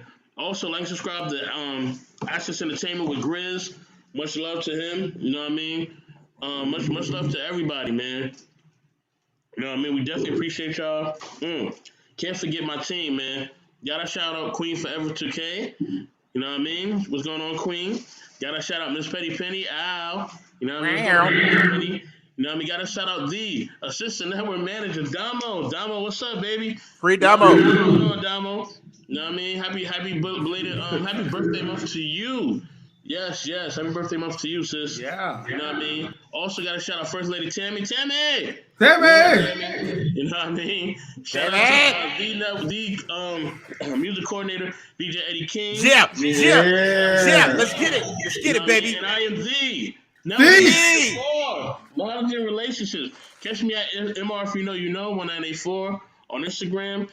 Listen, guys, we have another show coming for y'all tomorrow, okay? You know tomorrow's the flagship show. You know how we hold it down. You know we're going to have something really, really special cooking up for y'all. You know what I'm saying? And if you guys have any show ideas, please hit us up in the back. Man, if you have any show ideas, heck, if you even want to do a show on our relationships, if you want to do a show on here, let us know ahead of time. You gotta let us know ahead of time. You can't let us know day of because we can't do day of, baby. Okay? Let us know ahead of time, day or two before, and we'll definitely let you rock out. You know what I mean? If we can't do it, we'll definitely let you know we can't do it. But for the most part, we will definitely let you rock out, and we'll definitely do the show. If not, that day, that the next day, or we'll do it sometime, in the future. But we would definitely love any show ideas, any type of concept y'all have, man. Please let it be known. And that's how a lot of shows got started too. People just came up with ideas, or we were shopping up, and boom, now they have a show. So yeah, definitely come at us. Let us know what you got, man. We definitely taking all show ideas. Hit up M3 on Instagram, Oakland_artist84. Hit me up at MR if you know. 1984. Hit up DJ Eddie King on Instagram and on Facebook as well. Let us know any show ideas, and we'll definitely let you know. Or First Lady Tammy, hit her up or hit up Damo. We'll definitely holler at you. But yeah, man, much love. M3, take it away, yo. Okay. Oh. What you say? DJ? Shout out to Red Lipstick Vibes. Number one. Shout out to Colin. Where you at, man? Where you at, man? We miss you, man, down here, man. That's all I wanted to say. Great. No problem, DJ Eddie, right? Yeah, shout out to Jedi Mike as well. Jedi Mike 7. Mike. Shout out to Jedi Mike and Black Man Unfiltered. How can I forget about you, man? Oh man, we mentioned Black Man Unfiltered though. No, I'm talking about me. I should have mentioned you too, man. I'm sorry, man. Well, we do network with over like 100 people, and actually currently I am I'm not even gonna tell you who I'm networking. don't even say it. Yeah, because I talk too much. But anyways, though, and Marcus, I see you in the private comments. What about interracial couples of dating? Actually, we have. Wait, actually, I know I have covered that in a solo clip, but have we covered that in our live stream? I feel like we have. We did. We did, right? Yeah. No, we never covered interracial dating. Never. We never did? No. We did a while back. No, we never covered interracial dating. That's one topic we never talked about. We never discussed that ever. Yeah, we never covered that. Okay, all right, so we'll add it to this. We'll get into that, bro. And since you came up with the idea, I want to see you on that panel now. Okay, that means you're gonna come up. Okay. You coming through? All right, let's get it. I'll always shout out your channel. I love this channel. This is like one of my new favorite ones. Thank you, man. Thank you. And since you're a single man, we got something cooking up for you in February too. For all you little single people, we got a little love connection thing we got brewing for y'all. So holla at us. Yeah, stay tuned. Yeah. On last real quick thing. Shout out to all the free. Shout out to all the free agents out there. If you need a coach, M3 is right here for you. See, I knew he was going. You just had to get that in there one last time. I know. You know what? I won't let him pass like he fumbled the balls, man. Okay, so I'll give him that. I'll give it that. Shout out to Marcus, though, by the way. But anyways, thank you for tuning in to Knowledge in the Afternoon. Yeah. Oh my gosh, I want to say I gotta get it out, right? All right, anyways, so shout out to Knowledge in the Afternoon. Thank you for tuning in. Like, comment, subscribe. Thank you for everybody. Shout outs to Pretty Good Gaming that was also in the Twitch side. They also shout out the bed. So I want to also shout out the bed as well too, because hey, that's the best place to get your midnight rest, right? So anyways, stay tuned for 100 Watts' live stream that will be coming within less than 15 minutes. I posted a link, all the links like in Twitch and Facebook, and also like in YouTube. So it'll be easier for you guys to click onto it, and make sure that you like and comment, subscribe to his channel too. Tell them that Knowledge Relationships has sent you guys over there. Give them a support and a good hug as well too, and virtually that is. And y'all already did the shout out, so I don't need to shout anybody else out again. But shout outs to Mrs. M3. What you gonna say, DJ Eddie? I was gonna say shout out to JP. A shout out to Mr. O. There we go. Yes, definitely shout out to Mr. O and Conversations with King, and also On the Block with Jen as well, Chef, too. yeah, and Chef Shapino as well. Yeah, shout out to Chef Shapino and the Nighthawks crew as well too, and Arshawn and Rico for just giving their blessings on our platform. So yeah, if you guys ever want to join in the Knowledge Relationships and have a voice, your volunteer services will be appreciated. Anyways, like, comment, subscribe again. We are out, everyone. If I miss anything, please say something now or forever hold your peace. Good night. All right. Dun-na-na. All right. Yeah. Peace, everyone.